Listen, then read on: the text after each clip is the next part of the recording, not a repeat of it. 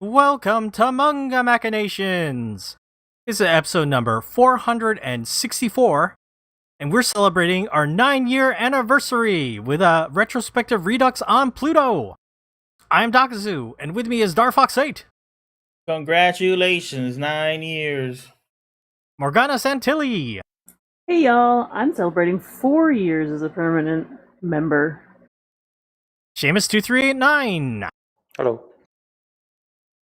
And we're joined by special guest, manga letterer, Aidan Clarke. Hello, thanks for having me. Thank you so much for joining us, Aidan. It is so exciting to have you on. I should also mention to our listeners that Aidan is also a listener of our podcast. Like all right-thinking people. Yeah. Yeah, been listening for a number of years now. I'm glad to be here. Thank you so much for being a listener, Aidan.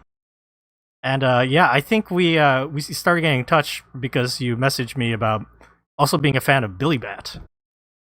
Yep, I love Billy Bat. I would possibly say that it is my favorite manga. It's a bit of a hard thing to quantify, but I love Billy Bat. It is a very special comic. Amazing. We'll talk for it. Yeah, we'll definitely get into that in a little bit. But yeah, for our main segment, we will be doing a retrospective redux on Pluto, and it will be Morgana's first time reading Pluto, so that'll be exciting to hear about as well. But Darfox, Seamus, and I covered it a long time ago, episode 39. So over 400 episodes ago.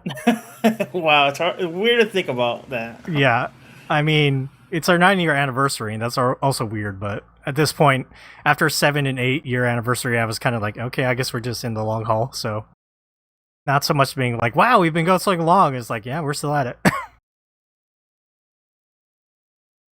Of course, we are live on YouTube right now, youtube.com/MangaMacTV.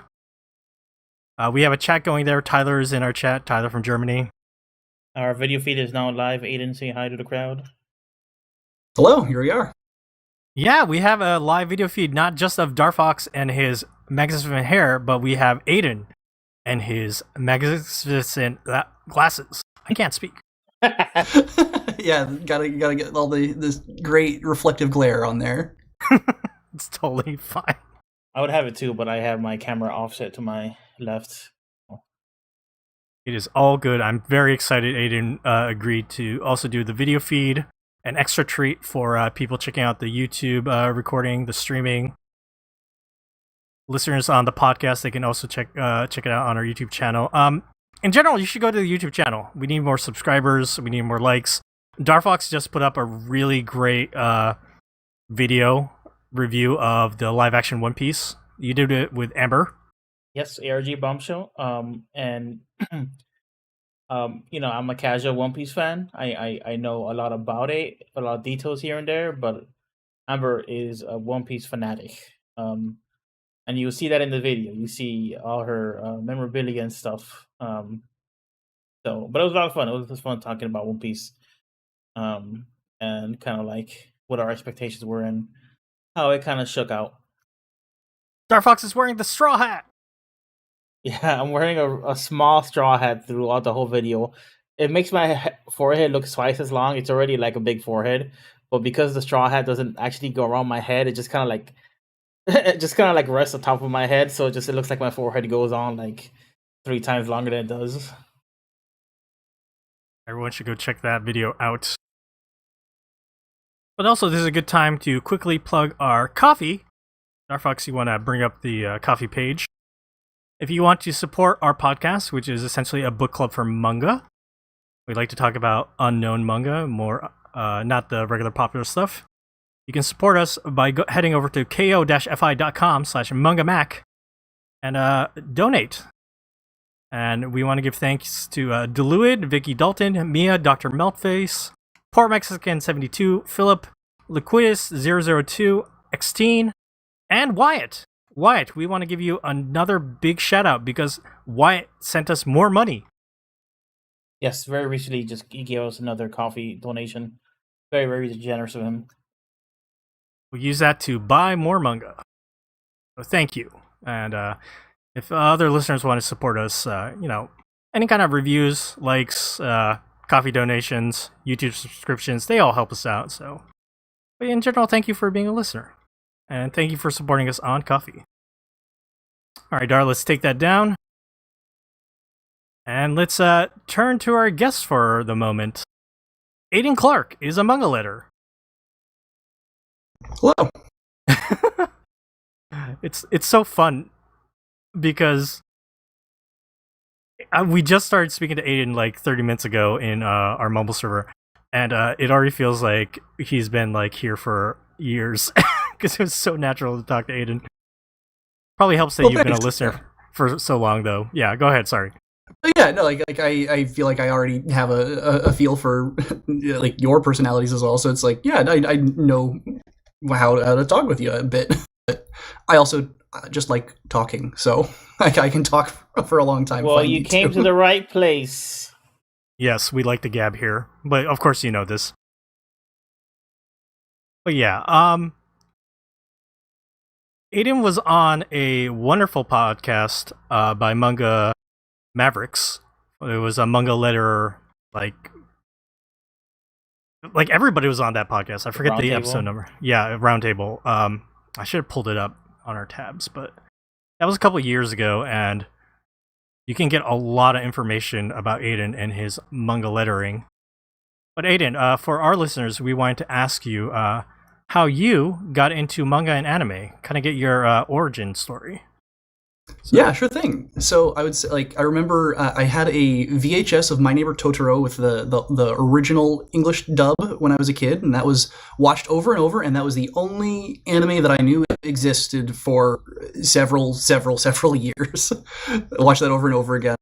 But it wasn't until I was in high school and some friends of mine thought, hey, you should check this book out, and they brought the different volumes of Full Metal Alchemist into school for me, and it turned into like every day I would get one or two more volumes of Full Metal Alchemist from Jen Carolyn, and I read that whole thing in about a month, and then I didn't read any more manga for like 3 years.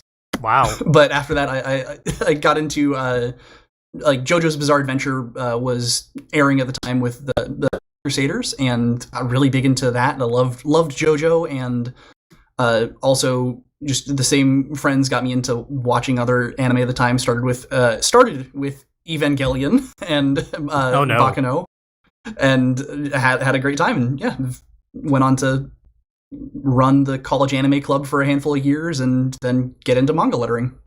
The college anime club. I want to hear about this. Yeah, it would be Friday night meetings from 7 to 10:30 or so, and we'd vote on stuff to watch on a little makeshift website, and have a thing that we'd watch every week, along with having like a room for people to play Super Smash Brothers and stuff. So it was a very casual, fun event, and it was a great way to just hang out with people in college and stuff. That sounds like so much fun. Man. Yeah, I had a wonderful time with it. I did watch a lot of anime in college as well, but it's not like an anime club or anything. I mean, I went to a music conservatory, so it was a small school. We weren't running any clubs like that. Yeah, I think the club had been around for quite some time, like close to 20 years or so when I went there. So it is one of the longer standing institutions there as far as student organizations. Nice. Wow. School full of nerds. I Of course. say as somebody who definitely attended a similar weekly screening at my college. Not anime specific, but it was called Excalibur. Well, you've already indoctrinated your children, right, Morgana? You said Sev was watching. Oh, yes. Yeah, Sev really likes Totoro. As she should. Yeah, I mean, it was one of my first things, and I watched it for the first time in several years, just earlier this year, and it's like, oh, hey, yeah, this movie is still phenomenal. It's so good. Yeah, It's funny. I watched it when I was like in my 20s, and I was like, "Oh, I don't know. Like this isn't as good as some of his other stuff." And now rewatching it as an adult with children, I'm like, "Oh wait, no, this is really good." And there's a lot in it that I think, like, I just, I got it as a kid, I get it as a parent, and there was like a point of time in there where I was like, I just can't relate to this, but now I can again. Yeah. Can I tell? Oh, go ahead, Doc. Well, yeah, I think it's like, as you're a kid, it clicks, and then there's that period where you're like late teens, where like movies kind of not for you, and then once you get older, you kind of regain a certain level of appreciation for it. Can I tell you all something about Hayao Miyazaki? Oh yeah, go for it. So I know. Morgana, my father, who lives in Japan, saw The Boy and the Heron, Yeah. the new movie. My dad was like, that movie was nonsense. No, I'm not surprised. I didn't understand it at all. It was so confusing. It was terrible. So I was trying to get more information out of him about like why he thought it was bad. It was just like, just the story didn't make any sense, and I didn't know what it was trying to say or whatever. I was like, okay, And now Miyazaki's not retiring yet again. yes. That man. One more. Told my husband, he's like, go to sleep, old man. Yeah, we will. I'm sure we'll talk about that movie when it eventually gets the American release, and we all get a chance to check it out and see it. So, I think that's next year. Actually, I think it's this December or so. Like they're nice. putting it out much quicker than I would expect.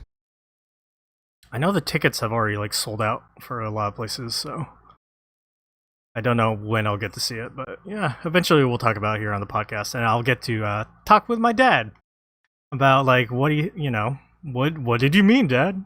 You'll explain him the movie. Yeah, something like that. But let's get back a little on with Aidan. Aidan, you talked about how you first read Full Metal Alchemist, how you were watching anime at your college. I want to talk to you about how you got into Naoki Urasawa, and then how Billy Bat became your favorite manga. Because we're Billy Bat stans here on, Manga Machinations. That's how we started our podcast. Not it. Yeah. I still haven't read it. You have that first volume in Japanese. In I sent you. Japanese, yes. I cannot read that, but I would like to. Well, yeah. So, like, I would say I had heard of Urasawa for a while, just in general anime circles and stuff. Like Monster, that was held up as this great. This is the mature thing to watch. This is the thing that you read if you're an adult. Like you read the manga, you watch this anime if you're an adult, because this is like an important story. And I think it had been swirling around, and I just hadn't bothered to check it out until eventually one day I someone said something about Billy Bat, and I cannot recall what incited me to actually check it out, but I did, and I started reading it and read it very, very quickly. It was a thing of like, I think within 2 weeks I had read all of Billy Bat. Just very and it was mind blowing with how it just never stopped doing things and Yeah.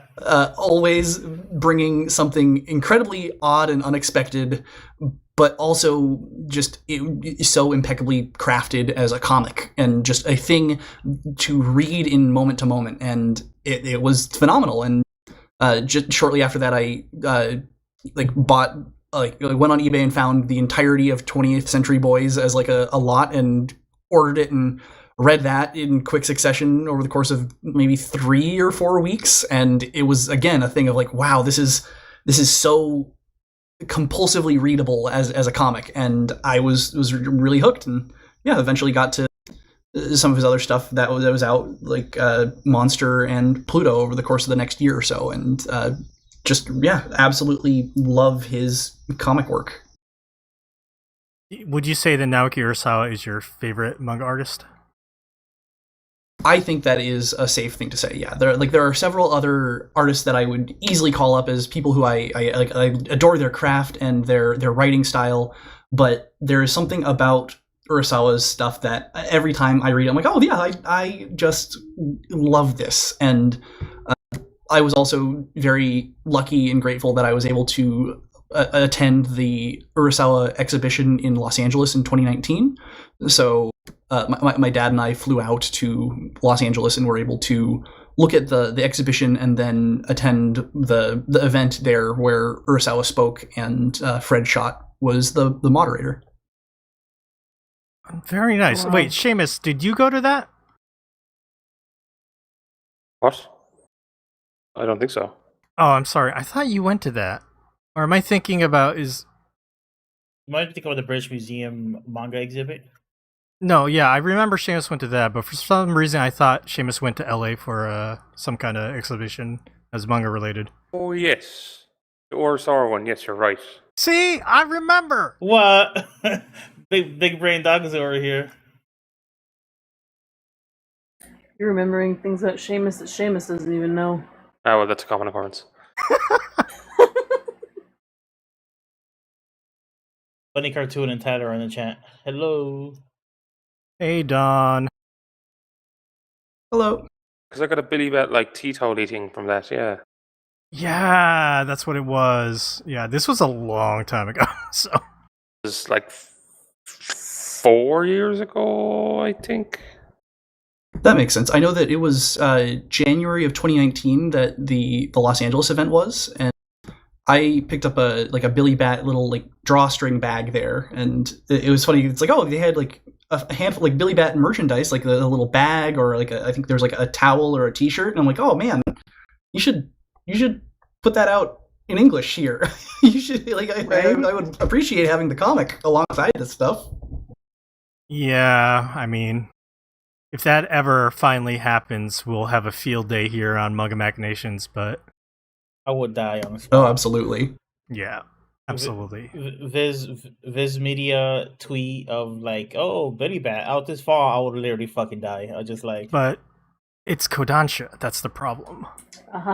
They have a few residual licenses from Kodansha, like Vagabond, but They yeah, do, I but- don't see that a new deal happening with Viz and Kodansha anytime soon. You know, Urasawa did do a digital release in Japanese of like the majority of his works. So it's not out of the realm of possibility, but you know, Billy Bat's old now, so I don't know. Yeah, it is available digitally in Japan currently, so there's hope, and yeah, there are other publishers that could try and pick it up. I think like Seven Seas I think is in a position where they are allowed to negotiate for it, is what I would guess. Not sure if they will, but they would be allowed to negotiate. I would imagine. Seven Seas has put out like Homunculus, which we never thought would get released. So anything's possible. Anything is possible, everybody. And you say it's old, but really, sympathetic Lee Harvey Oswald running around the movie theater from the cops, that's timeless. Like, they put that out now, it's gonna sell gangbusters. They put that out in 20 years, it's gonna sell gangbusters. Okay, listen. Let's do a quick deep dive into Billy Bat because Aidan, he said it's his favorite manga of all time, and I think Billy Bat is a great manga. I think we all do here, like Darfox and Seamus agree, but we have our complaints about Billy Bat, and that kind of I feel like that extends into like my general complaints about Naoki Urasawa. I'm not here to butt heads with Aidan, of course, but you know, we'll talk about this during Pluto as well. Oh yeah, You Go didn't know ahead. you were coming here to get picked apart by Taksu. Oh no, that's the thing is that I declared Billy Bat my favorite manga like personally years ago, but also it's like I've read a lot more since then, and oh yeah, Billy Bat is incredibly flawed. It has so many holes in it and weird just things that don't add up, and I don't mind it. I think there are several other things that I would be able to like call out as much better crafted stories or things, but also but I don't know, there's something about it that I love, even if it may not be as airtight as some other things. To love something is to love its flaws. To love Yes. something, you're not gonna kick your wife out of the bed for eating crackers. You know what I'm saying? What? That's not an analogy I've heard before. Dar is really good with these analogies, I have to say. I didn't make up the crackers analogies. That's a. You say as you reach for your pack of crackers that like are off camera. No, I don't have crackers today. No, that's something people say when they talk about like a hot woman or something. It might be like a weird Southern thing. I don't know. I've heard it around here. It's like I wouldn't kick her out of bed for eating a bag of crackers. It's like saying like I'll be crazy to like not to pass up this woman. But... Yeah, that must be Southern, man. I've never heard that in my life. Maybe it's a Florida thing. It may be a specific Florida thing. We do love our crackers. But yeah, I could say like with saying Billy Bat's my favorite like manga or comic, it's a lot like saying like, oh well, if I'm picking a favorite movie, I might think like, oh, Drive My Car is one of my favorite movies, and I think that's like a perfectly put together movie. But also, I love Evil Dead 2, and Evil Dead 2 is a mess, and I love it, and that's like one of my other favorite things. And I would say like Billy Bat is like an Evil Dead 2, and how it's this is bizarre and haphazard, and I just love every second of it. Well, can't argue with that. That is absolutely a true statement. I just think about and I don't want to burn too much cast about some maybe, let's say, like creative choices that Naoki Urasawa loves to do, specifically like cliffhangers or red herrings that don't go anywhere. I mean, like one of the worst things about Billy Bat is like Naoki Urasawa introduces all these things and then they don't go anywhere, and then Billy Bat ended, and we were like, whatever happened to this? That was never explained. So, especially towards the back half. So I think one of the other things that sets Billy Bat apart from, say, 20th Century Boys for me is that because Billy Bat is so sprawling with its ideas and the different time periods it addresses and the multitude of different historical characters it brings in, it also ends up making there is so much there that there's almost no hope that all of it could ever possibly be cohesive. And I think that allows the kind of thematic messages that it has towards the end to shine through a whole lot better than it did in 20th Century Boys. Because like I do love 20th Century Boys, but it's also very reliant on having like a core mystery and like kind of like playing that out and giving you those twists and relying on you to remember things from previous volumes that might have been published years prior. And I think it makes for very good moment-to-moment reading a lot of the time, with how he's so dedicated to creating cliffhangers and then having like really fantastic page-turn moments and like big splash pages for when you get to like the third page in a chapter after you've had the little preamble. And that makes it so engaging in the moment. And I don't know, the delivery is not always there when it comes to the larger payoffs. But like with Billy Bat, I think that worked out really nicely because the finale deals in a lot of the kind of thematic elements that it talked with about comics and art and just connections with people. And it might be a little bit self-important and grand, but I don't know. It's it's just fun. That's very well said, Aidan. Well, I feel like we should give a brief, and when I say brief, I mean actual brief synopsis of what Billy Bat is. Because if Billy Bat's so easy to get into the weeds, because we talked about it on the podcast plenty of times, but like it's probably been a while, and people have heard us talk about Billy Bat for a few minutes now, and like something called Billy Bat could only. It sounds like it's not that complicated, but yeah, it's really complicated and really grandiose. I don't know. Do you want to try to explain it, Dakazu, or no? Okay. I can try really quickly. Yeah. All right, go for it, Aidan. Okay, in 1940s America, a comic artist draws a character named Billy Bat. Looks a lot like Mickey Mouse. He's a detective. But then he finds out, this character, I might not have actually created it. It might have existed somewhere else. And he goes to look for it and unravels bits of a seeming conspiracy about the existence of this character Billy Bat that spans millennia, and how this bat might control the world or something, and then also getting into how corporations work with art and how art can affect history, and a lot. It becomes a lot, and it's hard to go and do anything without getting into more detail. But it becomes a vast, sprawling story about comics affecting the world. It affected Jesus. It affected Albert Einstein and Hitler. It affected Lee Harvey Oswald.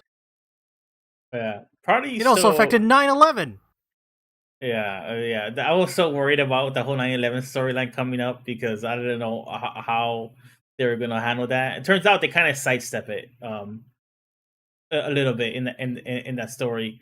But like I always mention Lee Harvey Oswald because that's just like a really easy like name drop to be like, hey, Lee Harvey Oswald was like the main character in this long story arc in Billy Bat, and he was like a sympathetic character. He was a flawed character, but sympathetic, and he was the patsy. He got caught up in this weird conspiracy, and they just he spent so much time with Lee Harvey Oswald. It's just really, really wacky and out there. It's such a funny coincidence too, because that arc was being published right around the same time as the Stephen King book 11/22/63 came out, which is all about time traveling and the Kennedy assassination and Lee Harvey Oswald. And it's like, oh yeah, that comes after 20th Century Boys is like very, very heavily influenced by Stephen King. Oh yeah. But we talk a lot about and this is going to touch a little bit upon Pluto. So I won't get too much into it. But we talked a lot about how Billy Bash is kind of like really weird and grandiose, very unwieldy. But the real Naoki Urasawa, the secret sauce, or maybe the magician's trick that he plays, is just really good like character moments. He could give you a chapter or two with two characters you never heard about, and then by the end of it, like you really feel for them or you really want to see more about them. And Billy Bat was him trying to do that across time, basically trying to do that between characters from different generations, trying to do that with historically important things, adding kind of like more gravitas to like the little character moments. So in a way, it is like his most like it's Urasawing as hard as he can, because he just goes so hard.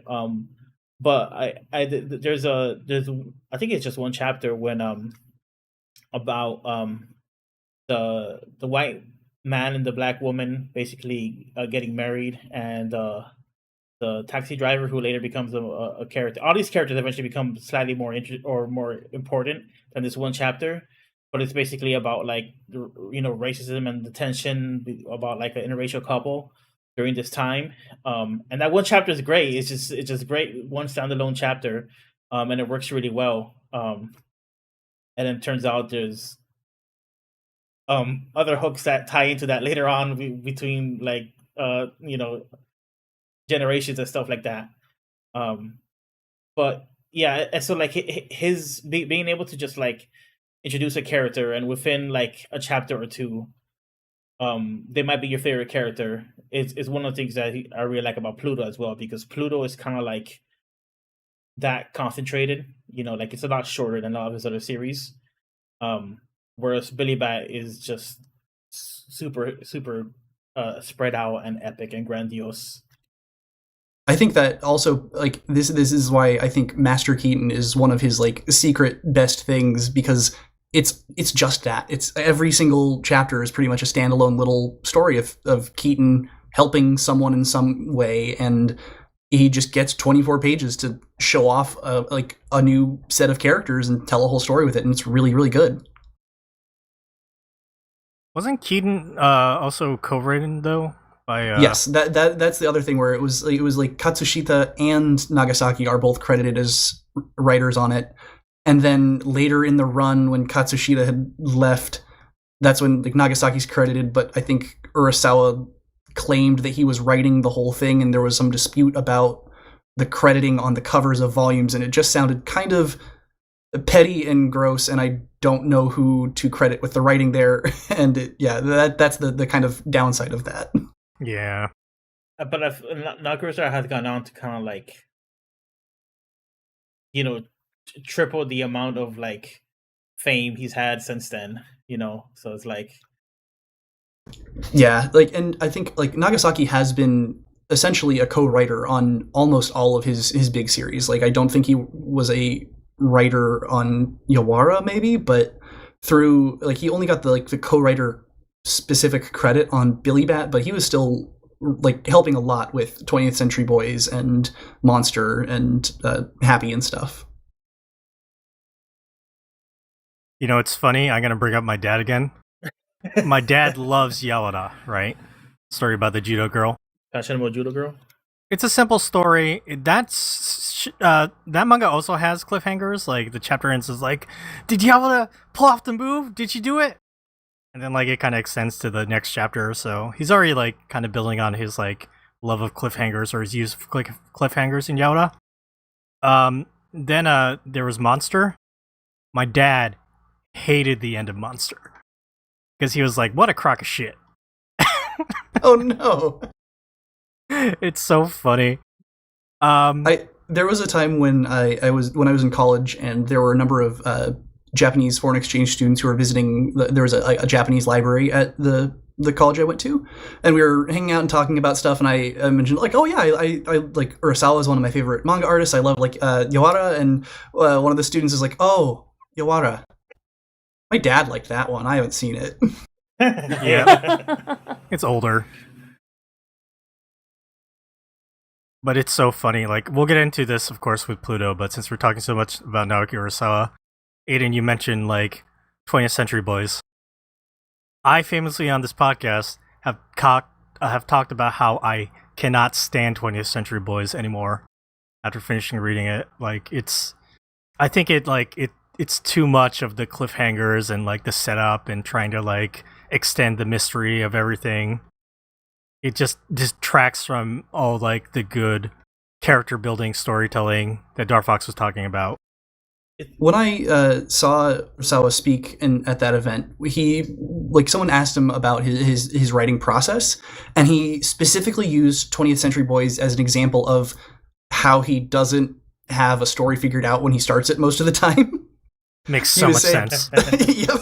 He said like, oh, I like to think about it in terms of like a movie trailer and come up with cool ideas of scenes that I want to see. So I had the idea of like a young woman waking up, hearing like the noise of a robot approaching and looking out the window and saying, "Oh no, not again." And I had no idea why she was saying not again. I didn't know what the other like circumstances would be, but I thought about that scene, and that's why I put it in the first volume to be called back to dozens of volumes later. And I was like, yeah, that tracks, because I think 20th Century Boys is not terribly well plotted out. It's like it's like Naruto-Osawa's strengths or writing gimmicks are like one of those like I don't know what they call like diamond meters in an RPG that stretch out towards the stats that they're most adept at. So like, you know, there's strength, there's defense, and then the diamond kind of changes shape depending on, you know, what the character build is. He has all these stats that are like, you know, his mystery, his character storytelling, his art, you know, like his, I guess you could say his set pieces and stuff like that. The really epic moments that he likes to build up to, and all his series are just kind of different configurations of that same stuff. And like 20th Century Boys really does feel like it's really maxed out. It's almost min-maxed on that mystery aspect of it, where like it does have, you know, like the character stuff. It really has some nice, really nostalgic kind of character stuff happening with the kids and remembering when they were kids and stuff like that. But so much of that book is mystery setting up and setting up and setting up that like I don't hate it like Doctor hates it, but I definitely I don't like think of it that highly compared to Oh, some of the other stuff. So, like, on a very similar note, I recently was able to see the movie Old Boy. They did like a 20th anniversary re-release of it, and I went and saw it, and it was great. Love that movie. And at the end, they had an interview with the director Park Chan-wook, and he talked about how the movie was based off of the manga Old Boy, and he was not quite satisfied with the ending of it, and he wanted to come up with a better motivation for the villain and a better, like, a stronger twist to have at the end of the movie. And I don't want to spoil that movie, but it has a very very strong, shocking twist in it. And shortly after that, I went and read through the manga Old Boy, and it has a lot of striking similarities to 20th Century Boys as far as remembering your past and trying to remember this person from your grade school days, and what could I have done to possibly cause this person to hate me now and set up this, like, bad situation that we're in currently. And I also found the ending of that manga very underwhelming, and I cannot help but wonder if Urasawa read Old Boy, because there are, like, just quite a few similarities, and I also think he has the same problem at the end of 20th Century Boys that Old Boy has, where it's just not the most satisfying. Hard agree. I've also read the Old Boy manga, and I read it after watching the movie, and I was also similarly very kind of like, huh, about the manga ending. Yeah, it was like, I finished reading it in the lunchroom at work, and there were a few other people in the room. I was like, oh, huh, that's it? Oh, okay. It was a very quick read and had, like, neat art, and it was, like, entertaining in the moment, but, like, boy. I never thought about the Old Boy 20th Century Boy connection, but yeah, that totally makes sense. Yeah, remembering people from your past and stuff like that. Or somebody's right at the tip of my head, right at the tip of my memory, but I can't remember who they are. Yeah, we'll keep getting into this in our main segment when we talk about Pluto, but it's just like we've been talking about. Naoki Urasawa is so good at engaging you as you're reading the story, and then he just strings you along. And maybe some of his works, his series, maybe they go a little too long, too much stringing, and then he's at the end. And he's like, okay, here's the ending. And then people like my dad are like, what a crock of shit for Monster. I don't agree with the Monster thing, because I think we did the reread on this podcast too, and I thought there are some really strong moments of Monster. And in general, the entire story, I think it works. I think it also works for, like, Billy Bat as well, even with all his flaws. And I don't feel like it works for 20th Century Boys, hence why I don't like it. So this really kind of depends. Have you seen the live action 20th Century Boys movies? Yes. I saw the first one.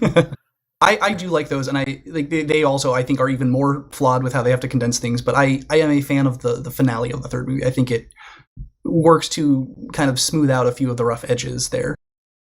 I can see that happening, because with a lot of live action adaptations that I've seen, they fix some of the more things that weren't so satisfying. I talked about that, Morgana, you remember when we did Tokyo Toyoba Girls?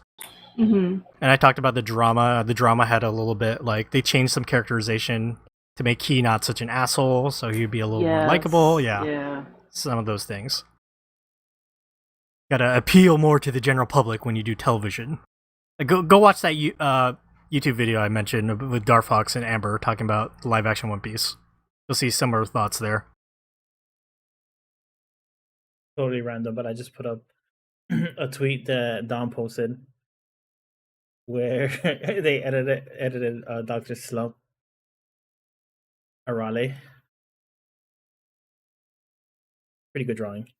I follow that person on Twitter. That person does parody of Naoki Urasawa art, and it's totally hilarious. Some good stuff right there. Seamus, you have anything to mention about Billy Bat or other Naoki Urasawa stuff? You ended up reading Monster the first time, and have you finished 20th Century Boys, Seamus? Yeah, that was the first manga I ever read. Oh, that's right. It was that. It was Pluto, and then it was Billy Bat. Damn. You have any thoughts about Naoki Urasawa now, or you want to save it for the main segment? I'll say one minute. Apparently, because Okay. to be honest, I can remember very little from those other ones. I remember not liking Monster Right. overall, and playing wise, I think I must have read that like 13 years ago. You were a different Checks Seamus out. back then. Yep. Different Seamus, not a manga master like you are now. You were the manga newbie when we started this podcast, so. Anything else you want to mention, Aidan, about Billy Bat before we go ahead and move along? Or Naoki Urasawa in general, or anything else you want to talk about before we get to our main segment, Aidan? Oh, sorry, I messed up there. I would say if any manga publishers are looking to license Billy Bat, myself and my friend Brendan Hull would very much like to letter it. We'll letter it in tandem. We both love Billy Bat and we want to work on it. Please.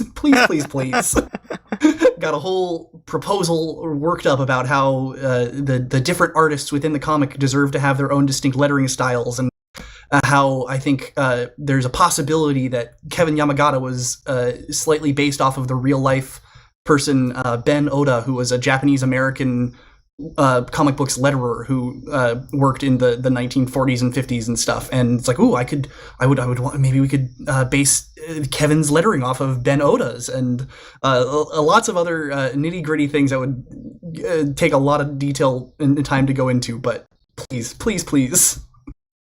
Aiden's cooking. You need to hire this chef. That's I awesome. mean, that would convince me if I had any power to license it. But it's like, oh, gotta wonder which publisher gets it. Each publisher has their own specific standards for lettering. There's a lot of thought that goes into it from several different levels, and I would love to do it sometime, and I have no idea if that is even a possibility, but yeah, and I say but I also can't leave Brendan out. We would do it together. We want to. Excellent. Do you want to talk a little bit more about manga lettering before we move along?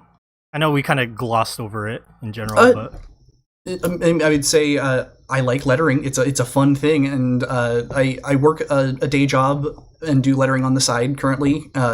It's hard to make a full-time living with lettering, but it's fantastic. It's a kind of thing where just kind of got into it as thinking, oh, this is interesting, but I did it because I liked manga, and now it's like, oh, I like lettering as its own thing, and I pay a lot of attention to it, and it's just it's helped me learn different things about the production of comics and become a lot more aware about the material reality of what goes into different aspects of creating manga, both in the materials and conditions that they are made under, and the time frames, and it's given me a much stronger appreciation for comics as a medium, and it's really cool. I currently, something that I'm excited about is that I'm working on some editions of Osamu Tezuka manga with Ablaze. So nice. I've lettered one called 100 Tales that was part of the Lion Books series, and I think it originally did run in Shonen Jump in the early 70s. And the next book that I'm working on for that is a compilation of different Shakespeare adaptations that Tezuka did. So there's different Shakespeare adaptations within Rainbow Parakeet, but one of them is actually an Astro Boy story. There's Robio and Robiette that's included in the compilation. So it's ties in with Pluto. I'll be able to. I'm really excited and nervous to be able to work on something as foundational as Astro Boy. That's wonderful, Aidan. That's awesome. Man, I have nothing but respect for manga letters, because after we had Sarah Lindsley on for, oh my god, I can't remember what year anniversary was, or when we had her on. 1997. Yes, so many years ago. Was But it- like, was it yeah, year thinking about 7? yeah, I think so. But yeah, just the process of manga lettering sounds insane, and then like you don't notice it, and when it's done well, you don't even think about it. Yeah, it's one of those paradoxical ones where it's like it's almost invisible when it's done well, unless of course you're in the craft and you recognize it. But Yeah, that is manga- one of the downsides of working in manga lettering is like, oh, I just notice every detail now, whether I like it or not, and it makes it hard to read sometimes. Even it's like, I know that they did a good job here, and I have nothing to complain about, but I need to turn that portion of my brain off somehow. Well, perhaps we will get into it with our main segment, get Aidan's take on the manga lettering in the Pluto. I don't want to put Aidan on the spot or anything. So It's good. yeah, that's good to hear. I would agree.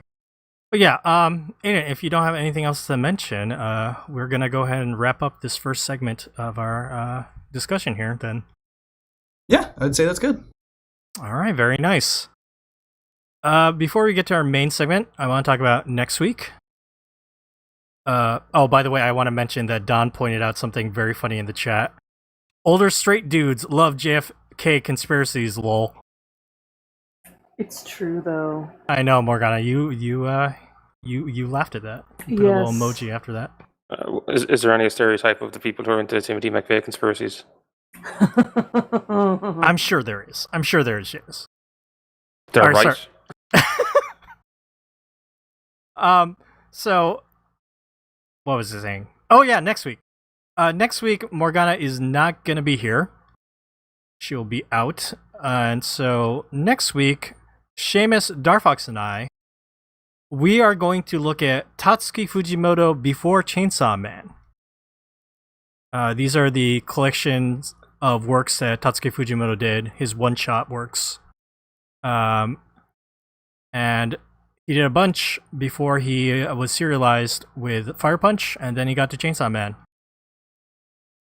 So there's 8 chapters available. There's 2 volumes of this. The first volume is 17 through 21. So it covers the stuff he did when he was 17 through age 21. Second volume is 22 through 26. But you can read all of these over if you have a subscription to the Shonen Jump app. So that's how we'll be reading them. I might look into some information because I know if you buy the volumes, after each chapter you get a little write-up from Tatsuki Fujimoto about what he thought about like each of those works. So I'll go make sure we have that to talk about next week as well. But that will be our plan for next week. Tatsuki Fujimoto before Chainsaw Man. Stay tuned for that. Okay, everybody, we're going to take a real quick break. And when we come back, it will be time to get deep into Pluto. Stay tuned.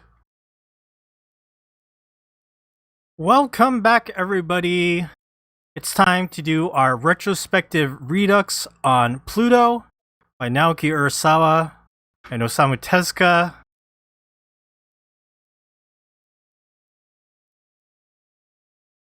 Sorry, I'm just looking at my tabs here for information. So, I forgot what it, like.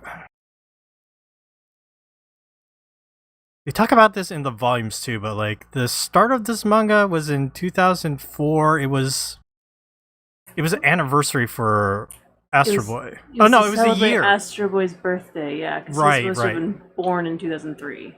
That's Yes, cute. yes. I think the 20th anniversary of the starting of the manga was just like about a week ago now. Yes. Very apropos. It's almost like I planned that ahead of time, and it wasn't a total coincidence that just happened to line up with our 9-year anniversary. But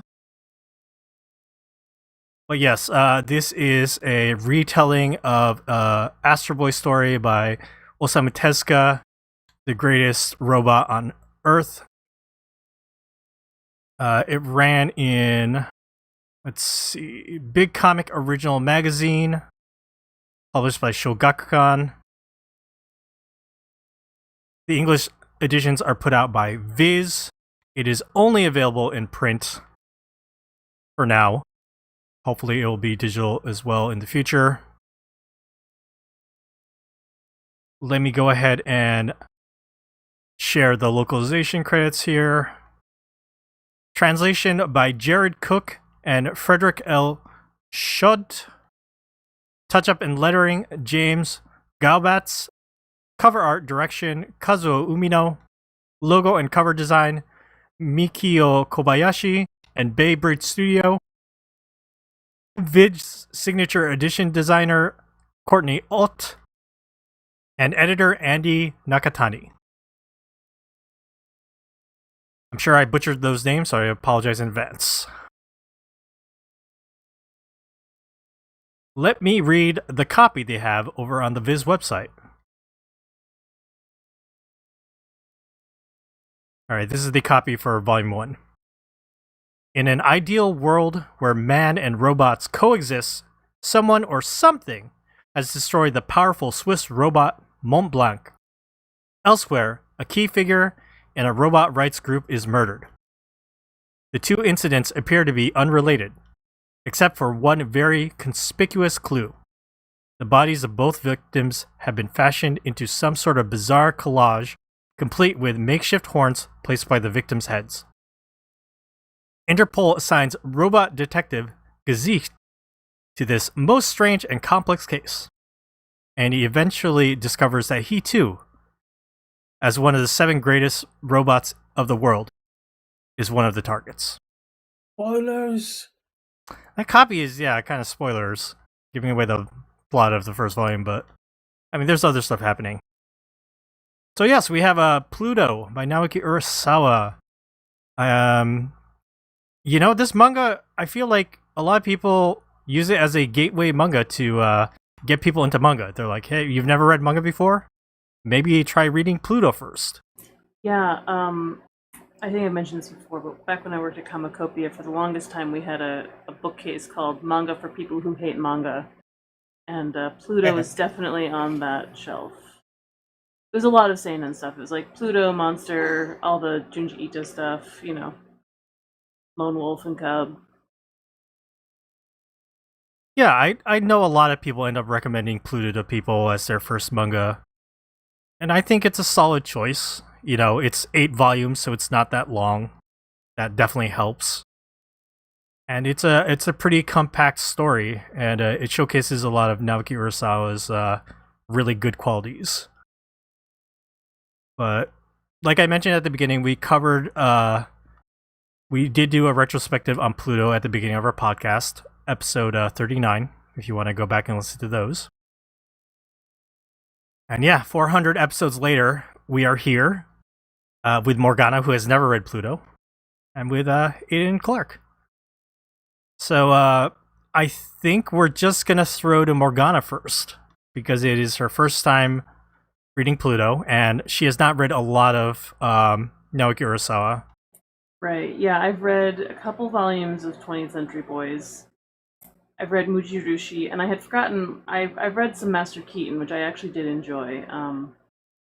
I like busty old mysteries. But reading Pluto, I think I get it. I think I finally understand why people like Urasawa. And it's not that I didn't like the other things I've read of his, they didn't do like a whole lot for me. But this was really, I don't know, this kept me really, fascinated and intrigued. And I even really like, in terms of Urasawa's artwork, I think it looks really good here compared, Mujirushi is the thing I've read most recently, and it was obviously very good, and the artwork was very good, but there's something about the work here, I don't know, I find it very appealing. I find the character designs very appealing. I think it's interesting how when Naoki Urasawa wanted, like when he proposed that he was going to do this remake of The Greatest Robot on Earth, and he took it to Osamu Tezuka's son, Makoto Tezuka, his original character designs matched more of the original Osamu Tezuka's designs. And then Makoto Tezuka told him, if you're going to do this, please use your own designs. And that's why Gesicht looks so different. And Atom, or Astro Boy, also looks, just like a normal boy as well. does have Yeah. a little bit of a cowlick in the front and the back, kind of Mhm. imitate the spiky things that Astro Boy has. It's very very slight, but very nice little visual nod to it. Yeah, I love the interpretation actually. You know, Urasawa, I'm sorry, Tezuka's artwork is very cartoony, dare I say Disney. It's a very different look. But it also doesn't feel like it's disrespecting the material. It's not like, oh, here's Astro Boy all grown up for grown-ups, for big people, for people who, you know, whatever.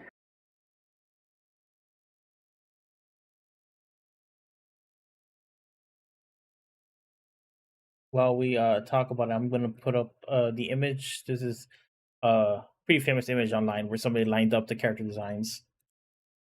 So while we're talking, you just marvel at the comparisons between the Tezuka and the Urasawa characters. I think it was pretty funny how there was a bit of a throwaway gag in an early volume where they're like, oh, we got to finalize a design for our new police cars. What are we gonna do? I don't know. Just go with the one that looks like a dog. People like dogs, and it's Yes. the design that looks like the actual dog police cars from Astro Boy. There's a lot of references to other Osamu Tezuka stuff here. I'm sure Morgana didn't pick up on. I got the one to Blackjack. Yes. Yeah. That's the best one. That one I got. Sorry, Morgan. We didn't want to interrupt your thoughts, but I did want to ask if you got a little teary-eyed while reading this at all. Not literally, but figuratively, yes. I figured out kind of a couple steps ahead of the book or the series, like that Gesickt had a child, as my child wails in the background. Speaking of child, that got to me a little bit. I've also just been kind of fascinated by like all the discussion of AI that we're facing now. I mean, it's a very interesting series to read in our current technological climate. Yeah, that's also interesting because when Naoki Urasawa wrote this, that wasn't like current events like it is now. So that's pretty wild to think about. It's pretty retro in a lot of like interpretations of technology because it's based on Astro Boy. So there is some modernization from when it was written, but a lot of it does feel kind of like I don't know. In my opinion, it's kind of retro, or like getting retro ideas and trying to make them fit into like a modern like landscape. Yeah, Yeah. And it doesn't like try to delve too much into the specifics of the technology. A lot of the time, it uses a few just kind of like descriptive like terms, but like a lot of what it's discussing is still kind of like very very conceptual or language based rather than trying to be anything specific with the technology. Yeah, there were points where they're like, "Oh, we're going to,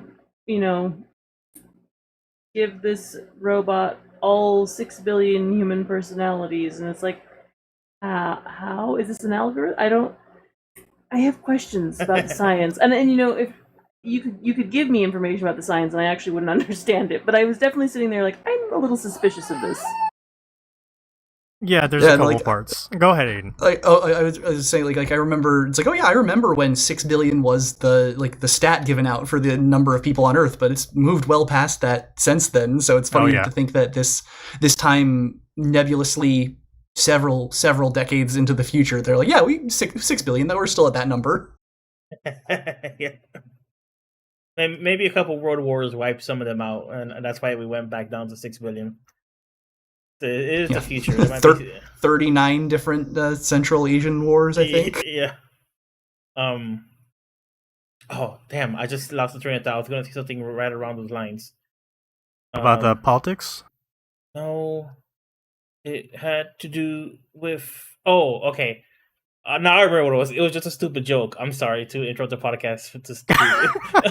Um, it was when they flip the switch and they upload the 6 billion things to the Astro Boy's brain. I like how he's like a Windows prompt that's like wait for us to respond, and Dr. Tenma is just like, yeah, I'm just gonna wait for him to respond. It's just like his brain just has to catch up and process it.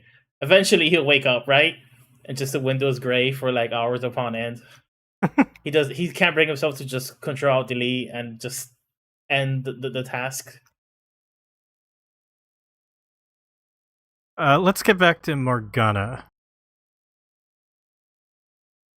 Morgana, did you what did you think of the North #2 story in the first volume? Because a lot of people talk about that, being like, "Oh, that's one of my favorite moments." Yeah, I like Northumberland. Actually, I wasn't really expecting quite so much robot death. I don't really know why. I mean, I don't have any frame of reference. I've not read any Astro Boy or Tetsuo and Atom. I have not, I had no clue kind of what to expect going into it, and I have no idea how it compares even to what the story is like originally. But I was not expecting all this death, and I was very sad about a lot of it.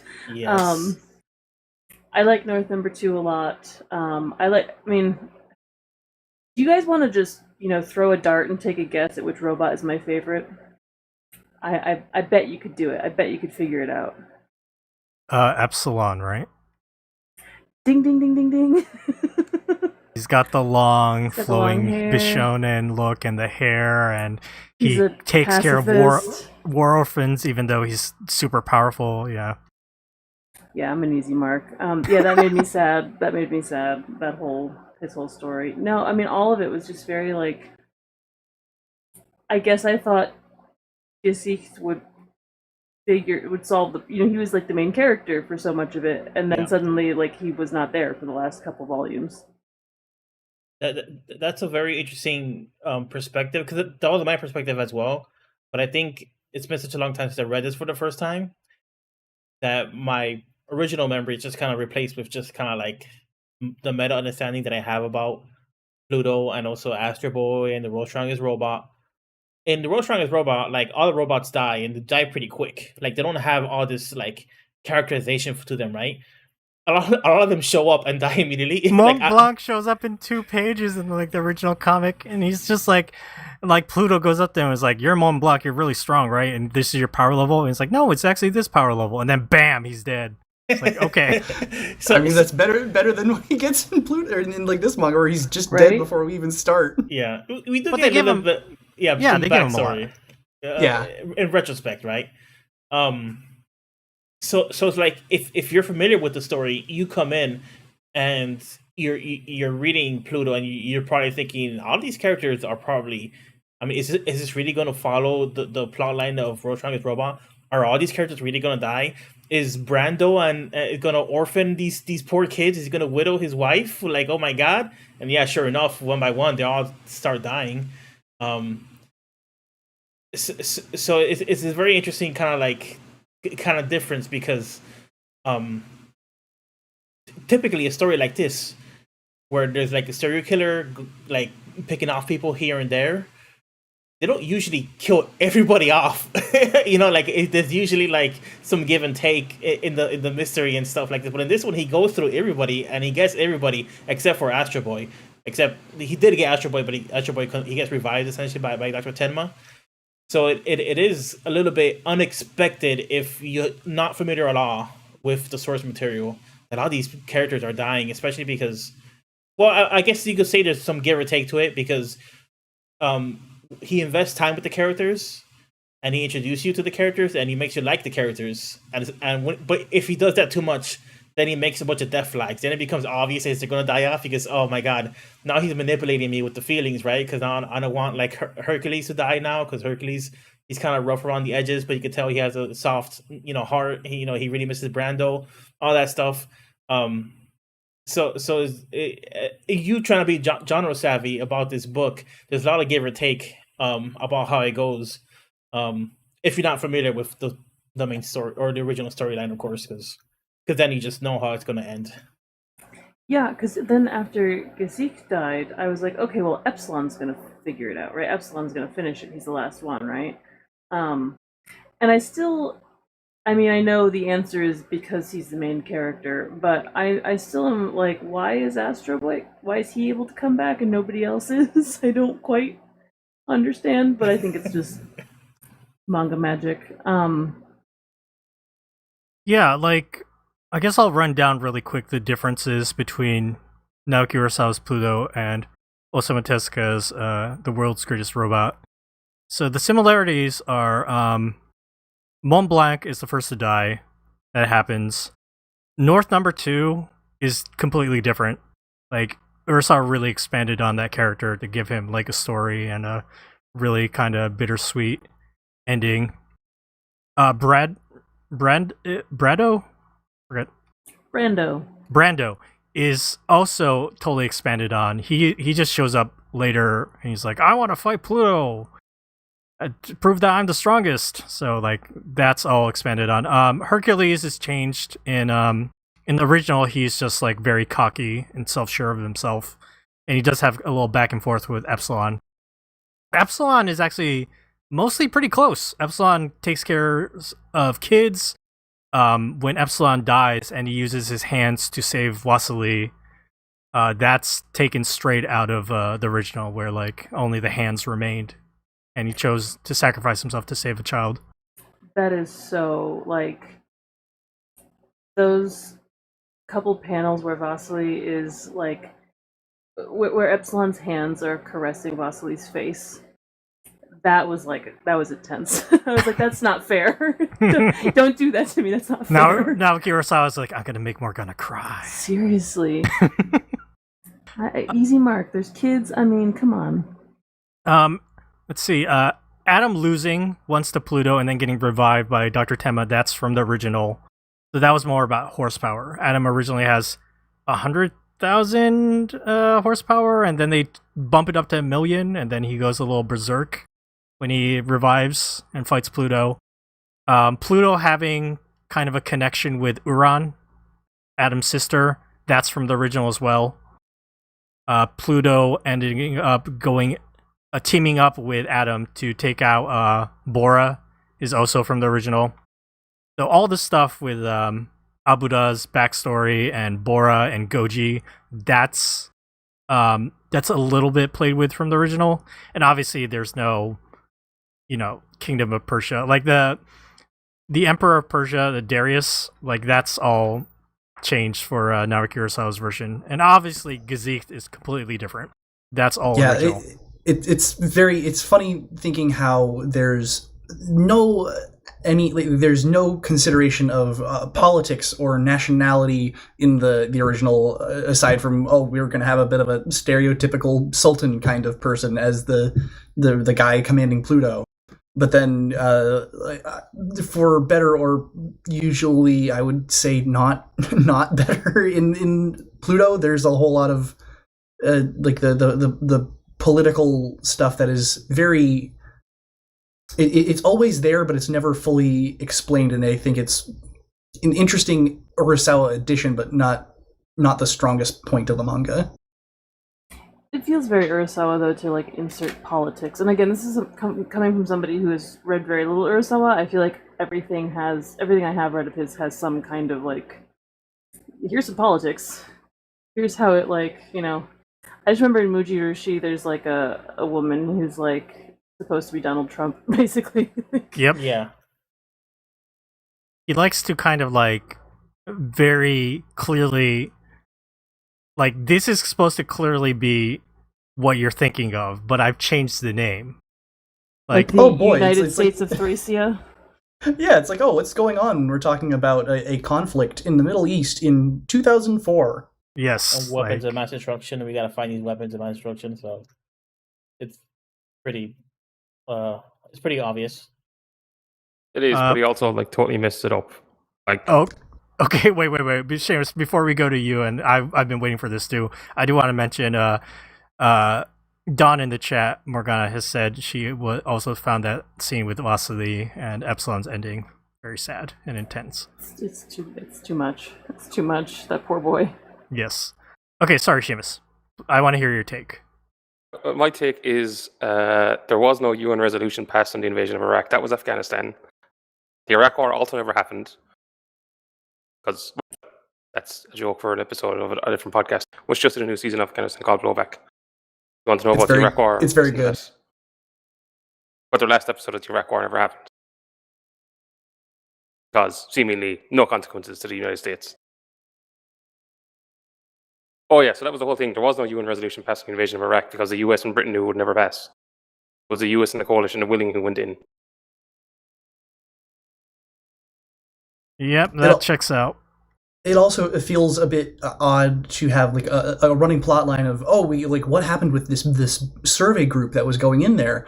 Like we keep hearing about the survey group and the like, oh no, like there's like they were looking for weapons of mass destruction, but there weren't any. And then the one of the twists at the end is, yeah, actually there was a weapon of mass destruction and it's going to destroy the world. Well, yeah.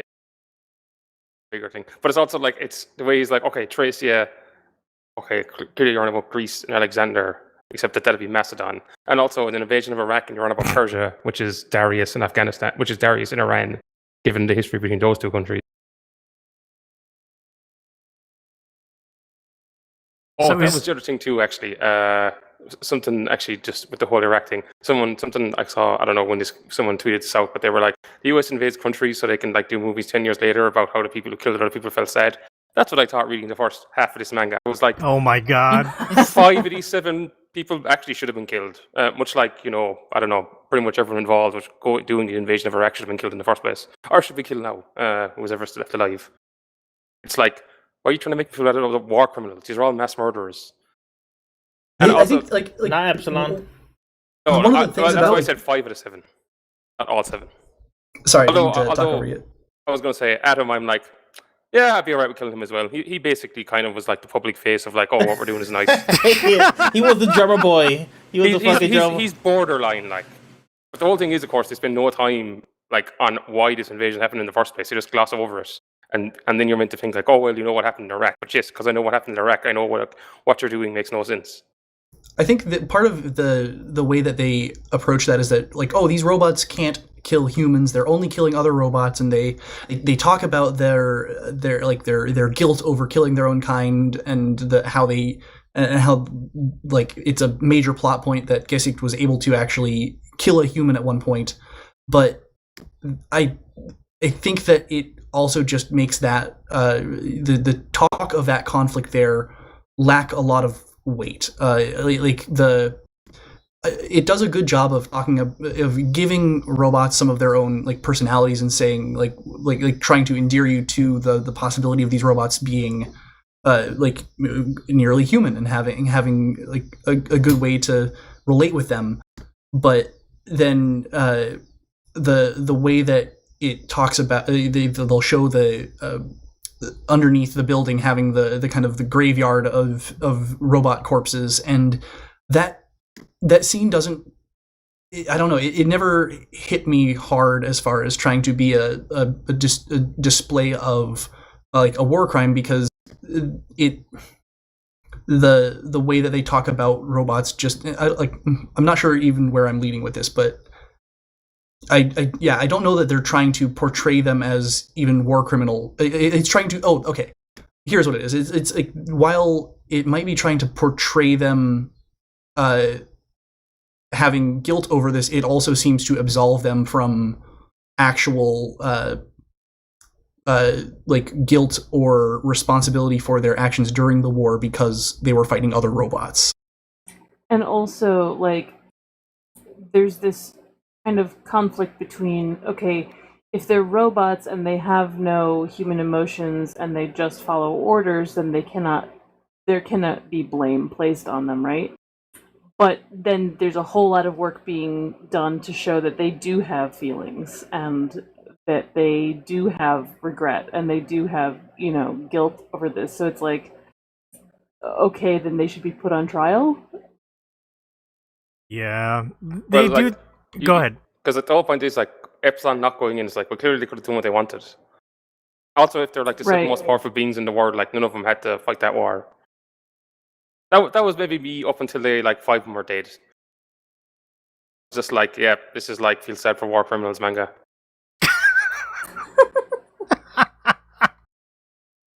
I can totally see what you're saying. Yeah, go ahead. Yeah, and it, and also like a lot of the developments later on talk about these robots finally have learned what hatred is. Like Gessie learned what hatred is, and then his memory chip installed into Adam allows him to also know hatred, and that leading towards the kind of revelations in his confrontation with Pluto. But it's a little bit undermined when you think back to the work put in like the very first few volumes of Uran understanding sadness and being able to like be perceptive of those types of feelings, or the scene in the very first chapter where Gessie gives the the news to the police robot's wife that her husband has died, and it's a phenomenal bit of work, comic work in that one page of being able to use slightly different sizes of panels and of a single shot, and also just changing the level of zoom on that unchanging robotic face to portray sadness. And it portrays such a strong emotion right in chapter 1 of the manga that makes a bit of the discussion of, well, the only perfect robot could be one that understands imperfections and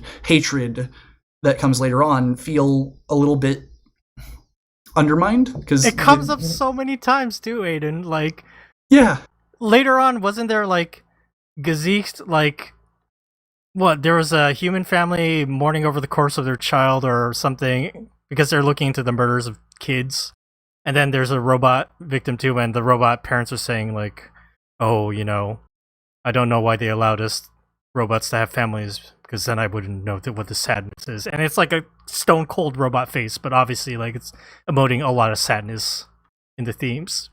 And yet the big thematic theme of this is, can robots feel? It's like, yeah, clearly. Clearly. And you're clearly doing it, Naoki Urasawa, right from the beginning. The answer is yes. Yeah. Go ahead. Oh no, and I was just gonna this is maybe not totally germane to what was just being discussed, but I was also noticing like the 7 greatest robots in the world, and they're all male. I thought at first when they showed them off that Epsilon was a woman, I was like, oh cool, we've got like even back in Tezuka's time they had a female robot being like one of the 7 great ones. Like nope. So you can only be great if you are male coded and one of these guys.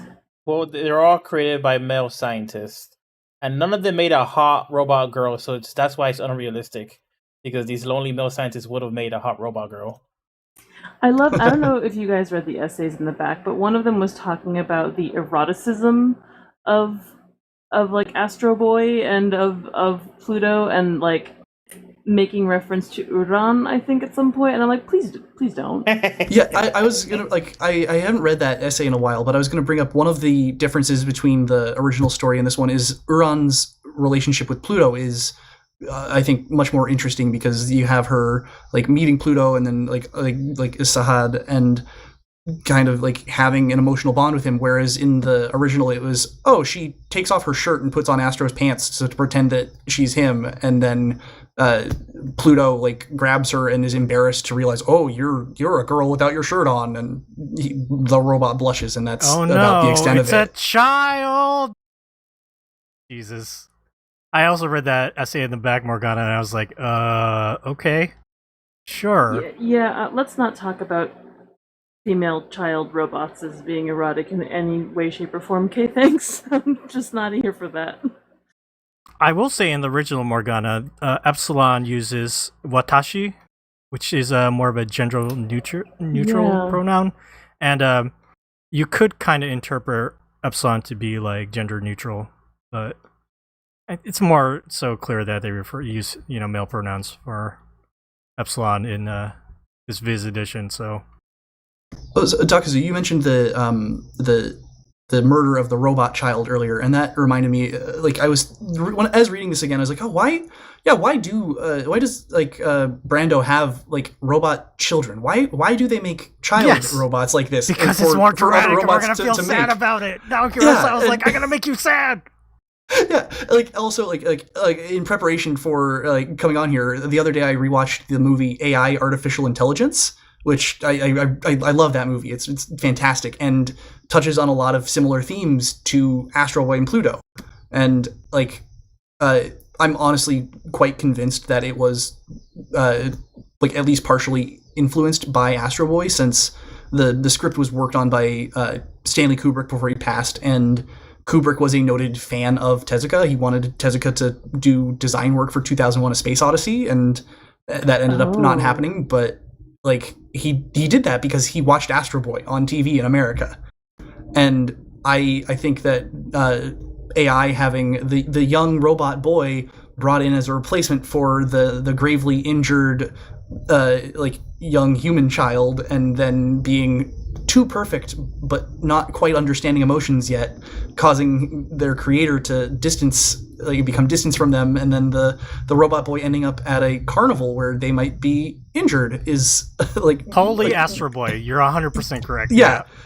And like there's another short story that the movie is supposedly based off of, and I do believe that, but it's totally Astro Boy, and that movie has a very different back half that deals with like emotionality in robots and sentimentality that is different than Pluto, and maybe a little bit more cohesive. But yeah, like AI Artificial Intelligence is a really great movie that I think is interesting to think about in conjunction with Pluto.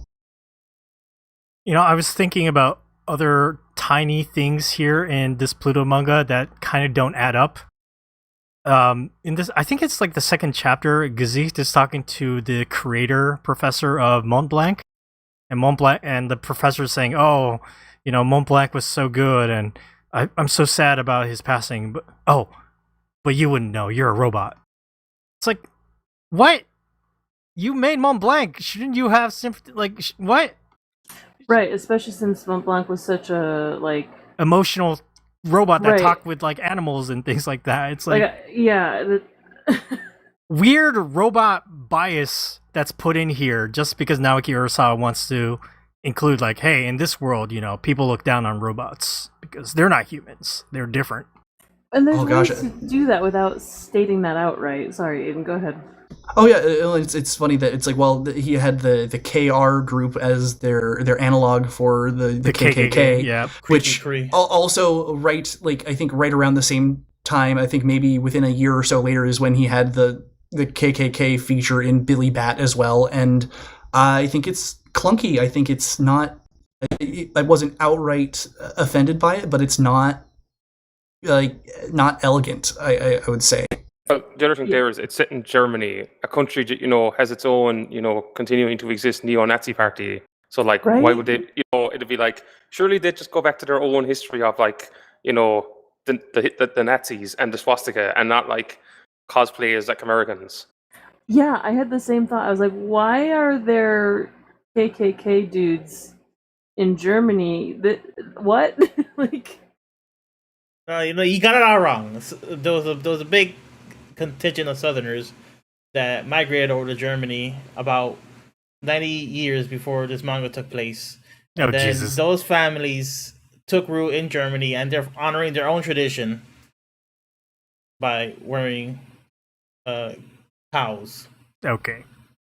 I think like this goes back to what we mentioned about Billy Bat earlier, that maybe it's not always cohesive in the larger scope, but it kind of gives credit to just how strong a lot of the individual moments are in the storytelling, that like I can come away from Pluto with lots of these little gripes about the consistency of things, but it's still a story that I adore. I think it's a fantastic like series overall, even with that stuff. Yeah, I totally agree. Like, I'm obviously playing up for the podcast about all these like tiny things, and we can tell Naoki Urasawa is trying to like manipulate the reader and be like, this is going to be emotional when Brando widows his wife and his like kids or like Gazik has to deal with like the robot KKK. And I actually really like that like extra storyline that he had with I forget the name of the robot racist guy that he has to protect. Adolf. He had to make sure he's named Adolf. Fucking on the nose right there. And yet they went with the KKK. Yep. I think it's cute that it's KR for Kill Robot. How simple. It's I noticed in because the anime of Pluto is going to be coming out in October. I saw in the teaser trailer they removed the pointy hats for the KR group. They show them, but they're just in white robes. Yeah. Cowards Also, translate everything. I'd also say, like, with the way the cohesion comment, that's another reason that I think Master Keaton is such a strong work, is that because the chapters are so standalone, he's allowed to use real locations and actually delve into the actual history of the mostly like European setting in that manga, and like not have to fudge it and make up some different type of government or revolution that happened there, and it leads to just a better authenticity and not having to worry about how things fit together. Yes. That it seems forced a little bit here in Pluto. I mean, it doesn't detract from the moment to moment and like the overall enjoyment of Pluto, but you do notice those differences. They do stand out. Mine for you, but me after I finished this, I think you were like it's undermined, and I was like, yeah, that this is undermined the manga. Interesting. Like, yeah, he's got the odd moments here or there, but I think a lot of this is like, you know, he's trying to comment on real world stuff and like bungles it at every bit, and then you're just like, and then you're like, okay, well, what's left there really then? I'm not sure if he's, and this may be better or worse, if he's actually trying to comment on real world stuff as opposed to just make platitudes, but use real world stuff as like, you know, gravitas, and you know, this is the stage. It's a real world, just like your world. And you know, hate doesn't bring anything good. It's you gotta have the capacity to love, and yeah, but that's like such a like abstract, like not based on any real reality kind of situation. It's like, oh, if the Iraq War we all got along with, it's like, what the fuck are you talking about? Yeah, the Iraq War everyone got along with, like, just fuck off. This is like people who are like, oh, you know, we just need to all sit down and talk. It's like, do you have any concept of actual history of how conflict plays out? If you don't, then like you shouldn't be commenting on it like this. I love this. Like, go ahead. I, for one, think it was a good manga. No, I think Seamus is definitely right on this. I think like I still like the manga a lot, but the ways that it talks about the political stuff, I think it, like is a bit of a drag on it, and it doesn't actually give them any of the weight that they deserve. Like that topic does deserve, because at the end of the day, I think the series is much more like interested in the kind of, oh, do robots have feelings story like thing that it answered pretty damn definitively in chapter 1. But like it, but then like yeah, like I understand wanting to leave details vague about why it's the United States of Thracia now and what the wars are, but also, okay, we got a teddy bear robot that's talking to the president in a weird room. I think that the because it does return to like the teddy bear robot as the actual last image of the manga, like being killed by robot Hannibal Lecter, who got in there somehow. I do think undermines it, rather than ending on the very nice like display of Adam remembering his fallen comrades, like how the greatest robot on Earth ends. It's like, no, we gotta have these last few pages of the weird teddy bear robot thing. See, I'll disagree with you on that. I thought what I thought was the last page of him being like, oh, hopefully if the get come, I was just like, I think even when I saw that play, I was like, God, this is terrible. But what annoyed me most was Brow only killed the robot and not the president. Oh yeah, absolutely. It's like, we know you are you're the robot who can kill a human. Please do so here. But the president was warned.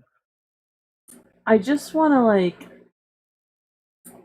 Did Brow kill the robot because Adam asked him to? Because Yes, I think that was clearly the case. Yes. that is bizarre to me, given that we had this whole situation where Adam was like, "Oh man, violence isn't the answer, man." That might be what he This is learned, the though. whole. This is the whole thing. He kind of learned. Actually, sometimes it is.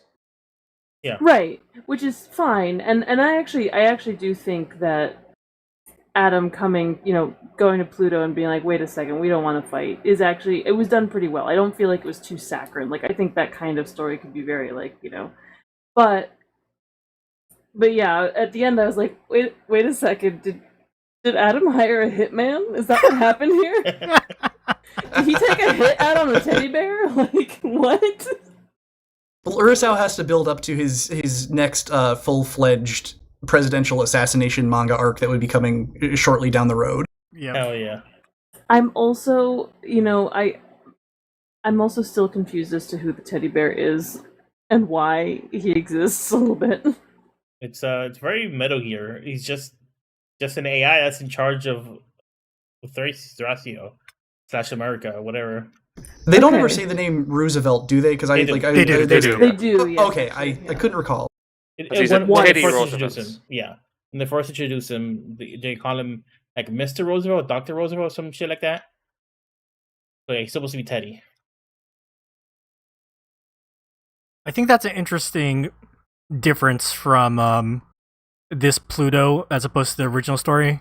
Because Morgana, in the original story, how Pluto starts out is the king of Persia is like, I made this awesome robot. I want to prove that he's the best robot out of all robots. So Pluto, go out and kill the other 7 strongest robots. Like, that's the start of the original manga, right? I feel like we could have worked with that. I feel like we could have made that work and still have the, do robots have feelings plot, but instead of getting to weird politics.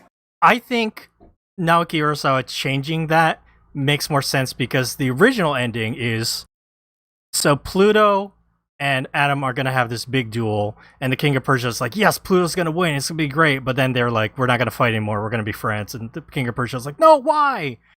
And then this other doctor shows up, Dr. Goji, and he's like, I made Bora, and Bora's stronger than Pluto, and Bora's going to beat up Pluto and be the strongest. And then at the end, Pluto basically sacrifices himself to defeat Bora. And the King of Persia is like, no, Pluto, why? And Dr. Goshi is like, hey, guess what, King of Persia? I used to be your servant robot. And I made Bora to teach you a lesson. And the Dr. Goji robot guy was also Dr. Abuda, who made Pluto. So it was the same person who made, Goji and Abuda were the same. That's the same thing in the original. But the entire thing was like, I did this to teach you a lesson that this is dumb. And I remember reading the end of that and being like sad because of the story. But then when I thought about it, I was like, this robot made Pluto, killed all the other robots, and then made another robot to destroy Pluto just to teach this man a lesson. It's like, what about the collateral? What about all these other poor robots that died in the process? What the fuck? I think maybe what we're seeing here is that Tezuka and Urasawa, great as they are, maybe are also not so great sometimes at thinking things through. Certain ass pulls are performed. Yeah, I mean, and far be it from me, like I'm not rolling in my manga money. They can do whatever they want, and as long as people read it. But I think these are 2 creators who get a lot of credit for being some of the best, and I'm not necessarily disputing that. But sometimes people get up their own ass about how great their fave is, and it's like, come on, guys, like there's some problems here. We've got some issues. Absolutely. I mean, Morgana, just remember that when someone talks about how Hunter x Hunter is kind of better than Yu Yu Hakusho, Morgana. Yeah, well, no, it's not. But that's fine. And Yu Yu Hakusho is full of shit too. That's fine. I know this. I can accept that, and it can still be my favorite. Yep.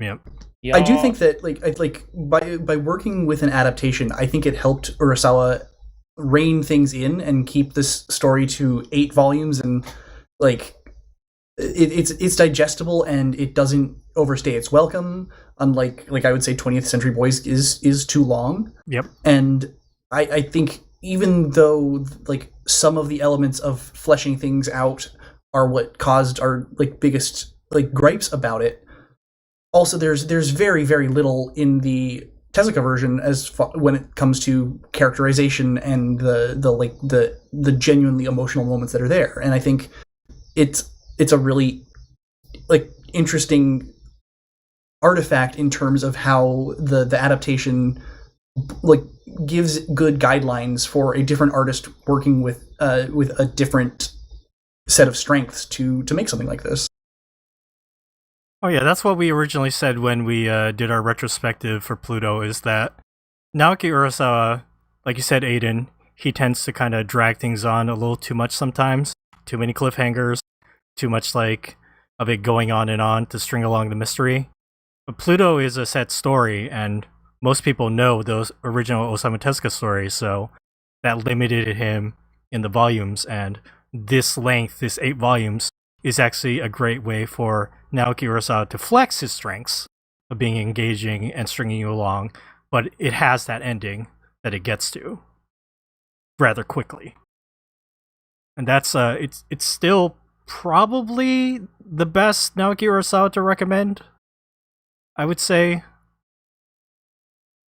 I mean, we've been talking a lot of shit, so now I'm not so sure. But no, I do think so. Like, Monster's also got a really, really strong opening that even if someone doesn't stick through the whole thing, I think it's a really it's a very captivating thing. And I think not enough can be said about how very few other comic artists are able to make panels that read as quickly and as like just are like, it's bad to use this word, like, but like it's cinematic. He understands the transition from panel to panel incredibly well, and I think it makes like any of his works very easy to read. yeah, I feel like every Naoki Urasawa series has one moment or one arc that like stands out as being like, yo, this is great comics. This is fantastic. And for Pluto, I think a lot of people say the North 2, like 3 chapters in Volume 1. I would say in Monster, it's Dark Fox likes to references all the time, but it's the sniper that with the coffee. Mr. Sugar. Yeah, Dark Fox loves to talk about that one. That one's very good too. Not sure about 20th Century Boys, but Probably something to do with There's a chapter relatively early on about a detective who's like yes, going to finally go to his granddaughter's birthday. and yeah, he gets betrayed by his partner. Yeah. I would say for Billy Bat, I really think the section where they're in the ninja village and bad stuff is happening. I forget the name of the character, but the one guy's the hitman for No, you're talking about the Bat Village. the Bat Village. Yeah, there was a ninja arc. Right, I'm not talking about that. Yeah, no. It was the Bat Village? Yeah, that's all the way towards not the end, but maybe That's the like middle. volume 10. That's Yeah. that's right in the middle. Yeah. I think that part is great with the flashback to with the Sissy and the Yes. that stuff was great. I like that stuff a lot. Oh, with Billy Bat, something I forgot to mention earlier is that after like the entire series is available in Spanish from the publisher Planeta D'Agostini, and I can read Spanish, so I was able to get the whole series imported from Spain a handful of years ago, and have reread it a few times since then in Spanish. And if you can read Spanish, please do so. Please get Billy Bat. You can get it that way. Also available in French. I think Italian as well. Probably. Just I should get an English Italian. so many. Yeah, I could probably read it in Italian if I tried. Y'all been talking about all these flaws about this Pluto manga, but all you need is that scene when Colette the dancer dies. That's all you need, and then and then it's all golden. That's Billy Bat. I know, but Billy Bat, fucking Urasawa knows his own game, so he references the fact that there's just that one scene that every character references in Billy Bat that makes him cry, and that's all they need. It doesn't matter that Billy Bat, written by Kemi Yamagata, is pure horseshit. What matters is the character moments. Oh my god. You know how he's like, oh, bats don't go flying around for nothing, you know. But he finally uses his wings to save the kid. See, that's like Naoki became self-aware when he wrote Billy Bat is the problem. All right, wait. Let's. I want to turn this back to Morgana real quick. So Morgana, you read a handful of Dr. Keaton. You read Mujirushi. I forget how Mujirushi goes, but So do I, frankly. what did you think about like the cliffhangers? Because Naoki Urasawa is known for cliffhangers. There are plenty here where like characters would be like looking down at something and you don't see what it is. You're just looking at the character's face. Like Professor Ochanomizu is like looking at something. He's like, "What is that?" And then it cuts to something totally different for a little bit before we get the reveal later. Yeah, so I don't remember it very well in his other stuff because it's been a while since I read any of it. In Pluto, it didn't bother me so much because I was able to read it all in one sitting, you know, or like, you know, if the cliffhanger had me hooked, I could just keep going. So I guess it worked on me in a way. It made me want to read more. Some of it was a little bit like, there's a cliffhanger here, and I think I'm pretty sure I know what's happening next, and I don't know that there needed to be a cliffhanger for this, but okay. Completely aside, Professor Ochanomizu, does his name mean tea water? Yes. Okay, I was like, wait a second. Unless the actual like kanji are different, I'm pretty sure his name means tea water. Yep. I like him. Yeah, no, I guess it didn't really bother me too much. It was definitely a little bit like dramatic, but but the whole thing was dramatic, so I was just kind of going with it. I really, you know, I have to say, I was worried because I only left myself 2 weeks. 2 weeks ago I hadn't started reading Pluto yet, so I was like, oh no, am I gonna have time?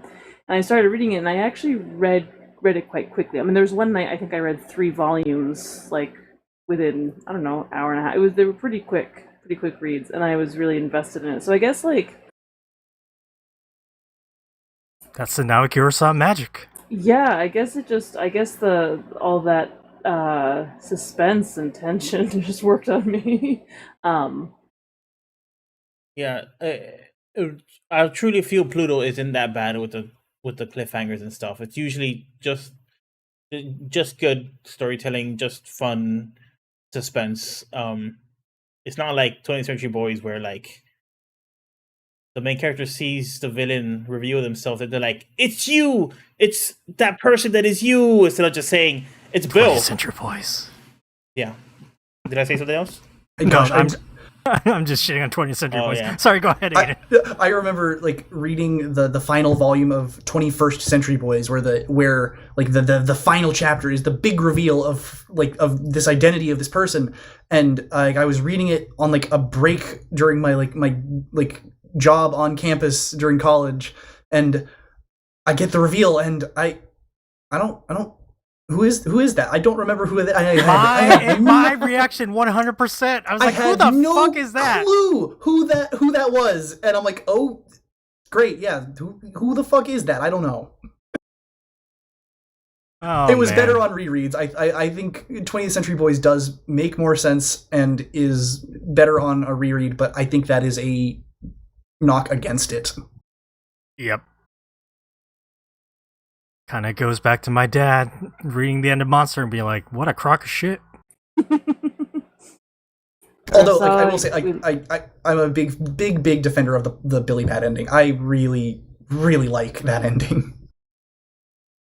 I guess we gotta reread Billy Bat, Dark Fox, Seamus, because our reaction to that ending was like, what?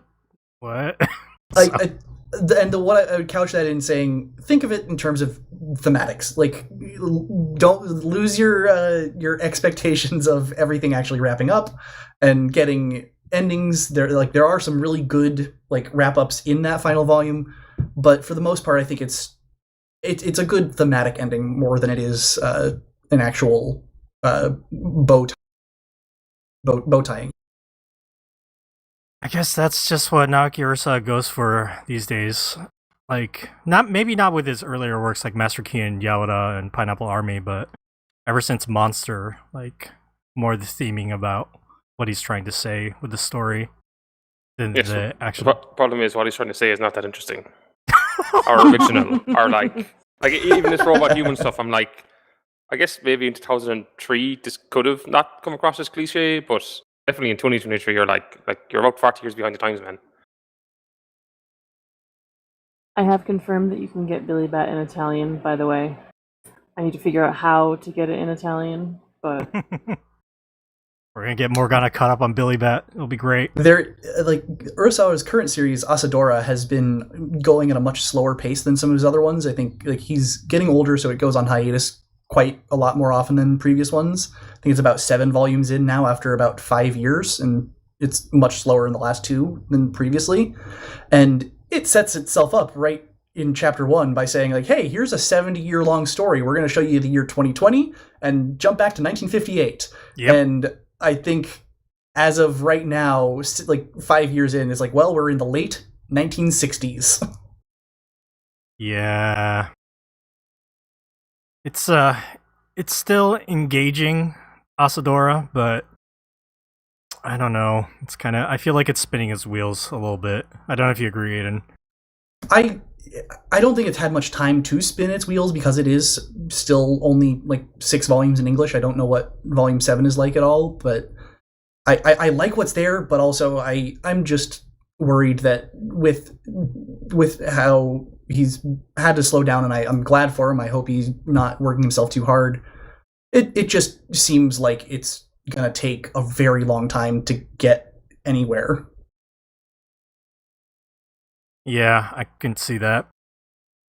I guess when I say spinning wheels, it's like kind of like we've seen this kind of story from Naoki Urasawa before, so yeah, it feels very reminiscent of 20th Century Boys, where like, oh, you see a big threat in the future, and now we go back to the past to build up to that point.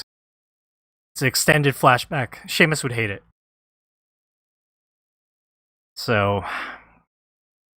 Yeah. So let's read it for the podcast. Let's do it. Oh God! I mean, it is available in English, so we could definitely take a look at it. Let's be real. Seamus would just skip out if he doesn't like it. Yep. You can do that when I'm like back in Ireland. Like, Okay. Let's go ahead and read all of it over there. Enjoy. Oh yeah. Well, something I also want to make sure to bring up is with Pluto, the English versions, the lettering is really neat. So the sound effects are all replaced, which is not the norm for a lot of the Viz releases of Urasawa stuff. Only Pluto and the first edition of 20th Century Boys had replaced sound effects, and most of them just use like a glossary in the back. But in Pluto here, they like James Galbutz is the letterer, and he did a really neat job with the preserving a lot of the flourishes that Urasawa does with his sound effects, of having the kind of scribbly edges and hashed portions of it where there's like gaps in the sound effects. And I'm pretty sure that a lot of that is preserved directly from Urasawa's art. I compared it with like one of the Japanese volumes I have, and he was reusing some bits of that like directly, and did a really fantastic job capturing the cadence of those sound effects and keeping them like moving in the same direction with really consistent line weight and character width weight. So nothing ever looks like it's stretched just to like cheat on retouch. The retouch on the book looks fantastic. I never saw any like errors in the retouch, which is one of the things that I hate that I can see when it pops up in other books. I wish I didn't have my brain broken by lettering like that, but like I just really, really phenomenal work on those sound effects. Really, really love that about this edition. That's great to hear. I definitely don't, I'm not a manga letterer, so I don't notice those things as in close detail as you do, Aidan. I would say some of the translation felt a little like it felt like more direct translation. Like I could see the Japanese sentence structure when I was reading the English. I was like, okay. Didn't read it quite as natural, but yeah, it was neat that they had like Jared Cook and Fred Schott as the translators for this, and like Fred worked as like Tezuka's personal translator for a time, and like they were Fred worked on the translation for Astro Boy for Dark Horse. So it was neat to see them like bring them in, and Jared was also one of the members of like Dadakai with Fred, who they were like the people trying to get Phoenix translated into English all the way back in the 70s, and that didn't come to fruition until Viz got it like in the early 2000s. And from what I've heard, some of the Phoenix translations in that Viz release are the translations that like Fred and Jared worked on, and I think some others all the way back at that time. That's fascinating. Let's see. We're kind of winding down with our discussion. Trying to think of any other parts of Pluto I want to bring up. Oh, we were talking about the cliffhangers and how they kind of work in Pluto. Something that I noticed when I was rereading Pluto this time, especially like toward the last volume, a lot of the chapters were repeating a lot of facts. And I feel like this is like not, it's the problem with serialized work, because this is appearing in like a monthly magazine and like chapters are coming out like every month. And so if you're trying to read it as it's coming out in the magazine, you're probably like getting it, there's a long time between each chapter, right? So there's a lot of rehash on some of the facts that were happening. I noticed it way more in the final volume when they're going over all the plot points about like the anti-proton bomb. Like from chapter to chapter, they kept repeating a lot of those parts. But, it's just something I noticed, and it's not like a complaint or anything. On that note, I think I remember when when Gesicht is like, shot and dies, there's like some repetition of panels there, but it was like done in a way that was like a dramatic reveal of the fact that he had been shot, even though you see that like the warhead has already left the gun. And I did a double take when reading it just earlier today because I was unsure of the sequence of events, and then like getting to the end, it's like, okay, I think this was interesting, but I don't know that the framing of it was the most effective. Yeah, also in my memory from reading this originally, I thought the reveal of Gesicht and his wife having a child was like way earlier, like when you get to see the little boy Robbie, and it's not till the very end of like the final volume. But you kind of know. Yeah, I mean, yeah, you know. It's like it kind of became obvious as soon as you kind of is like Adolf. There are like robot children are being abducted. You just go, oh, and molested. I think they mentioned. Yeah, and like their parts being used. It's like, oh, yeah, that's probably why he got so mad. Mm-hmm. That's it's heavily implied, but they don't actually show that reveal until the very end. Kind of awful to think what they did with Gesicht, like the Europol or whoever was in charge of them, like not only erasing his memory but his wife's too. Like, yeah, well, and that's so funny because I feel like that's a plot in like a lot of action movies or centering on human characters getting their minds erased, but it's like so easy to do something like that to a computer, right? Like it's so easy to just delete something. Yeah, and then like grappling with the moral issue of like, well, is he like a real person, and does it matter if you delete a file from a computer, but really he's sentient? But it's like with they replaced that with like some of those memories of them traveling to Spain and stuff, and they show them like, oh, we went to like Sagrada Familia in Barcelona, and I was like, oh, when they were there, did they run into Yawara when she was visiting Barcelona? Actually, I think Spain was also in Mujirushi, wasn't it? I know that there was. I mean, they went to France because they stole some artwork, but I think it was the Louvre. But I think there's also a bit in Spain. Spain was also in Billy Bat. Yep. I think it's clear that Naoki Urasawa took a trip over to Spain and is like, I've been there, I'm going to use this resource. I know what that looks like. One like another stray thought I had with the upcoming anime, it'll be a Netflix release, and Netflix is always really diligent about having different language dubs of stuff available. Yep. And since this is like a very like multinational story, it's like, oh, it would be neat if someone would be able to like edit together the disparate dubs and say like, oh, we've got them speaking German in this scene and then Japanese here and English here, and it's like, oh, it would be neat if that kind of thing could be compiled into, if Netflix could make here we've got the regional scene audio track. Aidan, that sounds awesome, but it also sounds like way too much work and effort that Netflix would actually put into that. Oh yeah, I do not assume Netflix would do it. I imagine someone might do that on a third party edit at some point.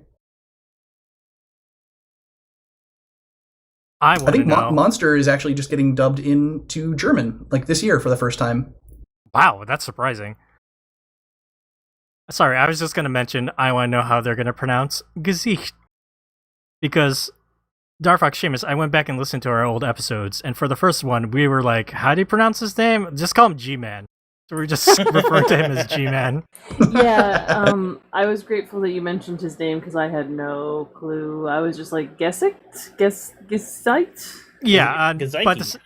by the second episode, I had talked to my wife, who can, she understands, German from, like, singing stuff. So I was like, how do you pronounce this name? And she was like, Gesicht. I was like, okay. Yeah, no, that sounds right. As soon as you said it, I was like, yes, that makes sense. I don't know why my brain didn't do that when I was reading it, but it didn't. Yeah, Japanese is actually pretty close to German, and so, I think in Japanese it's Gejishito. So it's close, but it's not, quite there, so. We'll see what the Netflix anime is gonna do. But yeah, it sounds like we're really winding down. We've been going for a while, over an hour at this point, and Dar, do you have anything else you want to talk about? You want to talk about the Hannibal Lecter robot a little bit, maybe?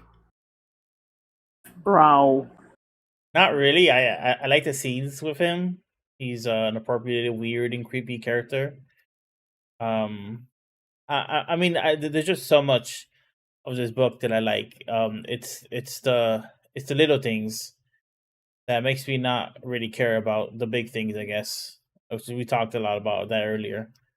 But like just the scene when they're looking at the memory of the patrol robot who died.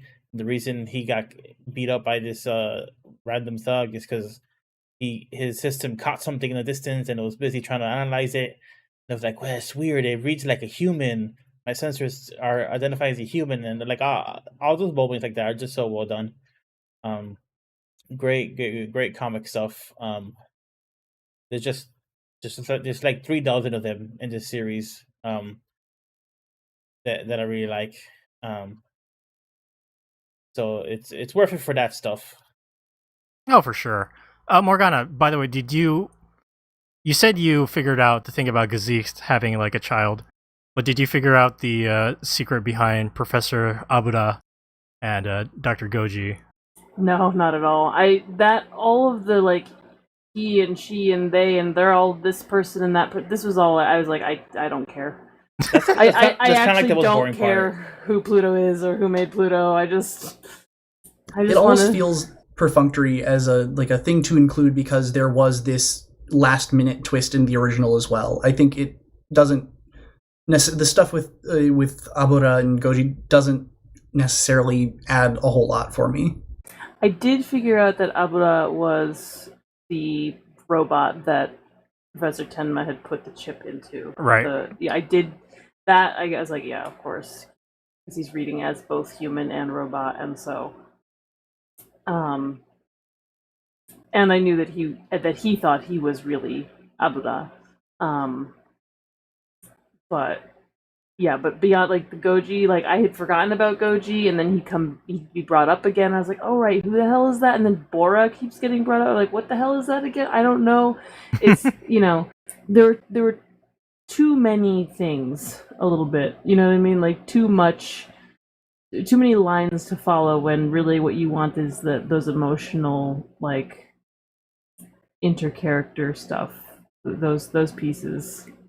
Naoki Urasawa is really big on creating like, and I guess most mysteries are like this, but like he's really big on creating like these visual lexicon or these phrases that almost become like magic spells that he keeps repeating, and they don't mean anything literally, but because he keeps repeating, if within like nefarious sections of the story, they start to build more and more in dread, like the 500 Zeus, please, for the body chassis. Like him keep having that flash of the guy asking him to pay 500 Zeuses for something you don't know what it is.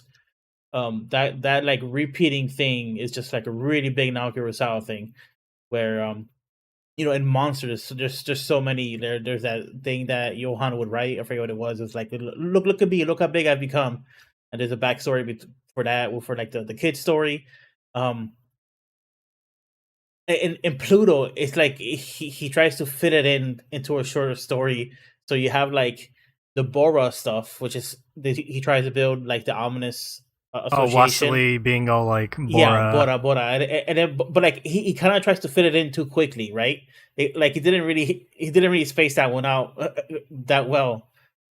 So maybe that's one of the flaws of him trying to do his stuff in the shorter form, where he didn't have the time to let it breathe like he would in Monster. I think it's still maybe better than Bora showing up right at the end of the other version. The original, yeah. Any type of forewarning. Comparatively, yeah, I guess. I didn't even remember the whole Bora stuff from the original one. I didn't remember there was that whole switcheroo in the World's Strongest Robot. It's like less than 10 pages. Yeah, it really is.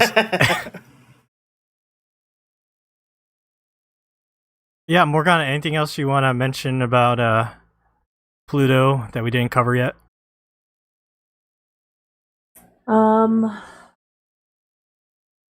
Yeah, I mean, I guess as we've been saying, despite the criticisms, and I think the criticisms are fair, I really did enjoy this. I really, like I said at the beginning, like I get it. I get why people like Urasawa. I do understand the pull. Like again, for some reason, like Mujirushi was fine. It was like one volume, so really low effort, low stakes for me. 20th Century Boys for some reason didn't really hook me, but this worked for me, and I don't know if it's because I'm kind of a sucker for that robots have feelings thing that, but that's also very complicated now.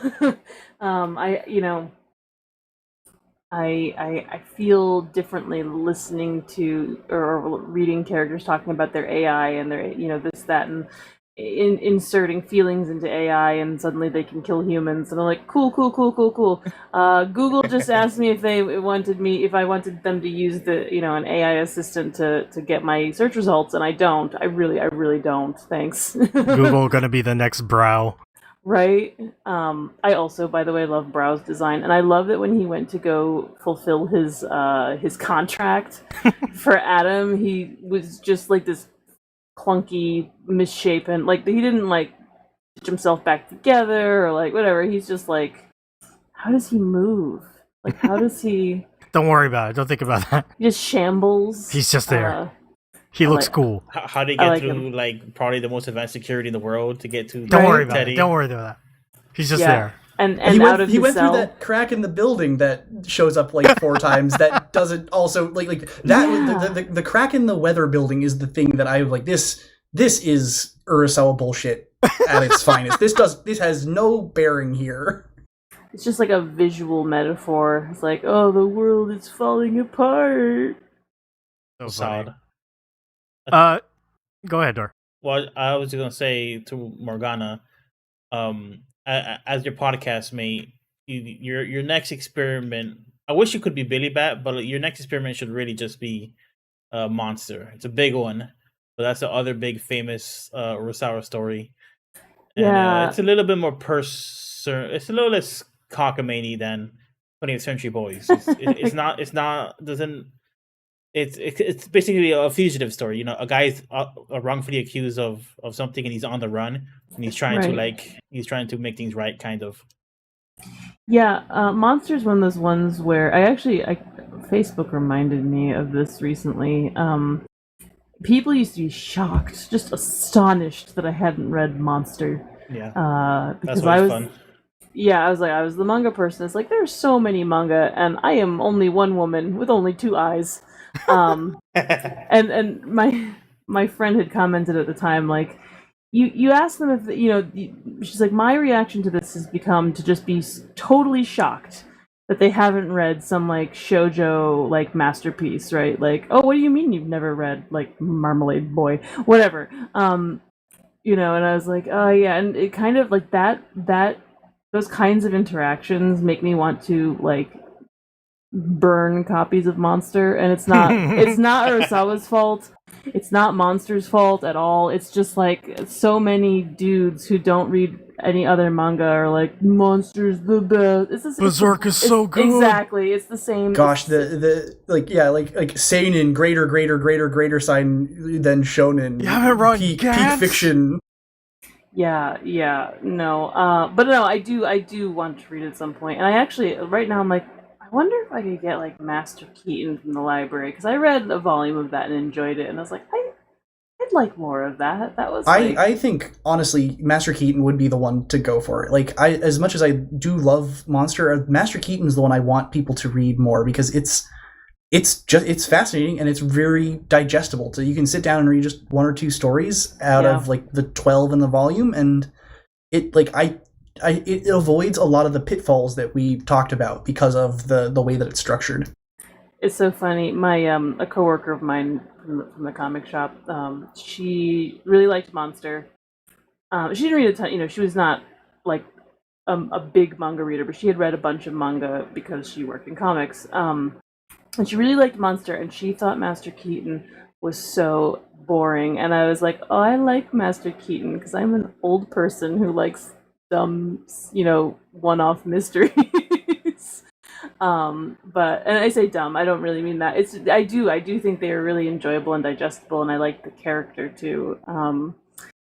So I was like, oh, I like Master Keaton. I could read that.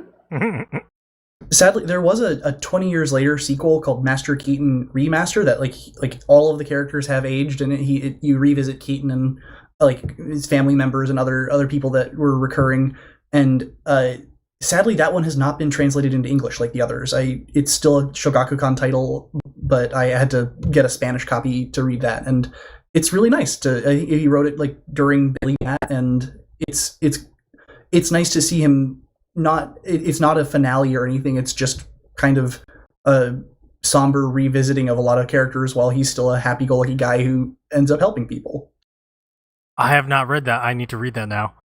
I suspect Master Keaton doesn't sell very well. No, I don't think it sells well at all. I have this impression just from having I carried the whole thing at the shop. I think we actually had to liquidate it at one point because nobody was buying it. It felt wrong. I was like, this is a handful of Urasawa. volumes of it like at an anime convention where a comic shop had brought it to liquidate it because it wasn't selling in the store. Yeah. And I think there was an Anime News Network podcast from 10 or 15 years ago that I listened to where someone from like Pioneer or Genion was a guest, and he said that Master Keaton, the anime, was the single lowest selling title they ever had on DVD. Yeah, I'm not surprised. It's so interesting how different the readership is in different cultures and different countries for manga. Like, obviously, Japan reads all kinds of different genres of manga. But, I think that Europe, I'm thinking specifically of France and Italy, they've had so much manga for so long. They have a much more diverse, kind of readership. Whereas in the U.S., in North America, so far, I mean, manga has hit some big. It was big in the early 2000s, and it flopped. And it's huge again. Manga's really, really big right now, but it's really those like big shonen, titles.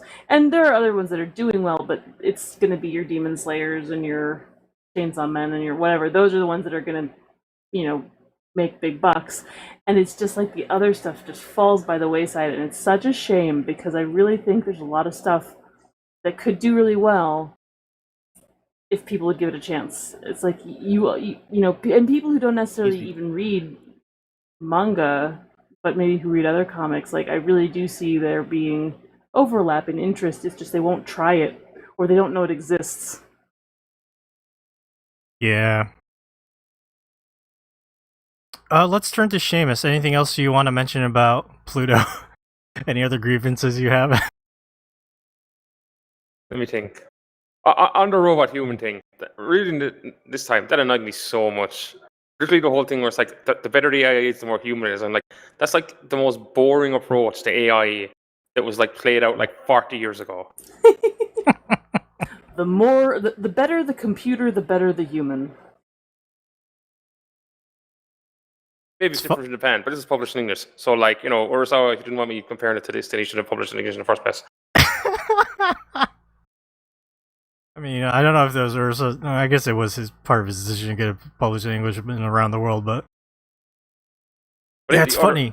Go ahead. Thing, I was thinking about. I think maybe sums up one of my overall issues with Urasawa. The more I think about it, there's like a bit at the very end where some character was on about, you need to have hope, and I was like, that's why. Like, even before we reread this, I was like, well, I keep on to these issues of these copies I have of Pluto. I was like, we'll give it one more reread, but I have a feeling once I reread this again, I'll be like, nah, we're done with it. Which I am. But like the hope, because he's like on about hope. I was like, I don't give a shit about hope in fiction. Like I prefer defiance. Like, hope for a better world. Fuck that. I want to be like, well, the world is odds are it's fucked, but fuck it, like we'll go on anyway. That's like more that's more what I want to see. Like that's more the approach I like to see in fiction. It's not thinking the world's going to be a better place. It's like, just defiance in the face of certain defeats. That is not the theme here in Pluto, so yeah, you can see why you are against this. It's like, what's that thing? I don't know if it's a real thing, how real this was, but there's this whole thing of Hope Punk there a few years ago. It was more of a fancy science fiction thing. Oh god, it was the most nauseating load of shite ever. But it's like this is what Urasawa is in. He's just like, hopefully things will be better and we'll all stop hating each other. And it's all like so like abstract and not based in like any degree of like a real understanding of the world. And like you don't have to do that in fiction, but like he's kind of like half in and out of it in a way where it's like, you either go out of it altogether or you go into it and like you actually like take it really seriously. And like he doesn't. You ever heard that I think John Mayer song? Like waiting for the world to change. I'm waiting. That song reminded me of Seamus's rap. Because it's like it's such a shitty sentiment. Yeah. Thanks, buddy. You keep waiting. The rest of us are going to do the hard work. Yeah. And again, this is where I say Master Keaton is the one work of his that kind of approaches that, actually. I think the other thing, too, is for me with this is, and not just him, a lot of stuff, it's like the bigger in scale you go and you try to hold to that, we hope it's all be better, like the less it makes sense. If it's like a small couple people, what were we talking about recently? This came up as well. Mirror's Edge? River's Edge? Yes, River's Edge was it. Which you loved. Yes. On the small scale, you can, like, that can work. Like, the larger the scale, the more it's like, okay, you actually need, like, a more well-defined, like, idea of, like, how the world works and, like, how to approach it. But the robots have feelings of sadness, Seamus, and they have feelings of hope. Good for them. Actually, I think part that you just reminded me of. I think part of the thing was someone threw up some like random clip on Twitter from Battlestar Galactica, where like one of the robots is like, "I don't want to be a human. Being human is fucking shit. I've got two shitty eyes. I can't go out in space, and you made me this way. Fuck you." And I was like, "Yeah, that's a way more interesting like take on like what it means to be like a robot or made in the image of a human. To be like, you fucked me up. Fuck you. Trying to just make me in your image. Trying to like put the limitations you have on me when I could be something else. You wanted the Pluto where Teddy Roosevelt robot AI wins out in the end. I want the I think Pluto about that. where like they all come together and they're like, fuck these humans. We're just going somewhere else. Like let's leave them like stew in their own muck. We'll go off and do some random ass shit in Mars. Or like in space, because we're robots. We don't give a fuck about being in space. I would recommend people check out Robo Sapiens then. Yes. Remember that? Yeah. Or yeah, 2000 AI artificial intelligence. Aidan, any final things you want to mention about Pluto that we missed? Not really. I love it. I fully think that it's full of flaws, but I also just am a sucker for the craft of cartooning that Urasawa does, and it gets to me. Very nice. I would yeah, you know, I still enjoyed this. I noticed a lot more things on this reread. Actually rereading this made me we need to read Adam the Beginning on this podcast. We haven't done that yet, which is a pretty fascinating tale about a young Ochanomizu and a young Dr. Tenma kind of making their first robot, like the precursor to Adam. And there's an anime of this, which I don't like as much because it doesn't cover enough story for me. Has a fantastic OP though. Yes, OP. the OP song is very good. It's available in English from Titan. It has a lot of the same issues that their Kamen Rider Kuga release has. Oof. Okay. Ooh. That's not great to hear either. But Yeah, I'm very interested in that series, but I'm also jealous of my friend on Twitter in Argentina who has a Spanish version that looks a whole lot nicer. Titan also put out Ryuko, Star Fox and Seamus, which we covered while Morgana was on maternity leave. So, But yeah, that would be Titan Comics rather than Titan Manga because they've got a weird like a division there that have different you were telling me production about that. sides. Yeah. Yeah. But okay, I guess we basically gave all our final thoughts as well while going over what we wanted to cover at the end here. So I guess we are done with our retrospective redux on Pluto. And I hope our listeners enjoyed that. Aidan, thank you so much for joining us on this podcast. Yeah, thank you so much for having me. It's been a lot of fun. Sorry, I know we've gotten a bit longer than expected, but I've enjoyed rambling on about comics. This is I shorter love. than expected, actually. We're good. Yeah. Usually we just go as long as we need to, so and I'm more worried about guests and like their limited time, so thank you for sticking around for everything. And yeah, we gotta have you back and have you talk about some other manga as well. Sure thing. Yeah, I like manga. I realize now that I've guested on a handful of podcasts talking about Urasawa basically every time, and I don't mind that because I love Urasawa. But like, oh man, there's so much other manga to talk about. Man, I'd love to run a podcast, but I do not have time for that with lettering and everything. Totally understand. But yeah, we will definitely have you back on. You're wonderful as a guest, and we had a great time having you on. So thank you so much. For sure. Could I say with? Oh, sorry, you cut out, Aidan. Can you repeat that, please? Oh, sorry, I forgot about push to talk.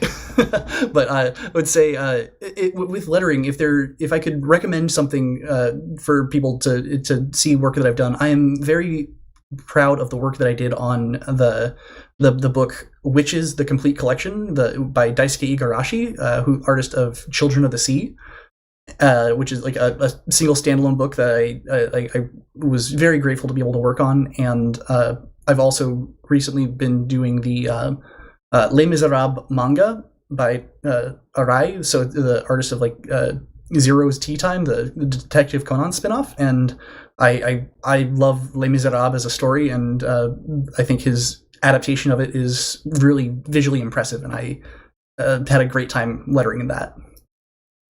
Yeah, excellent. I was about to throw it to you for plugs, but you're already doing it, so this is great.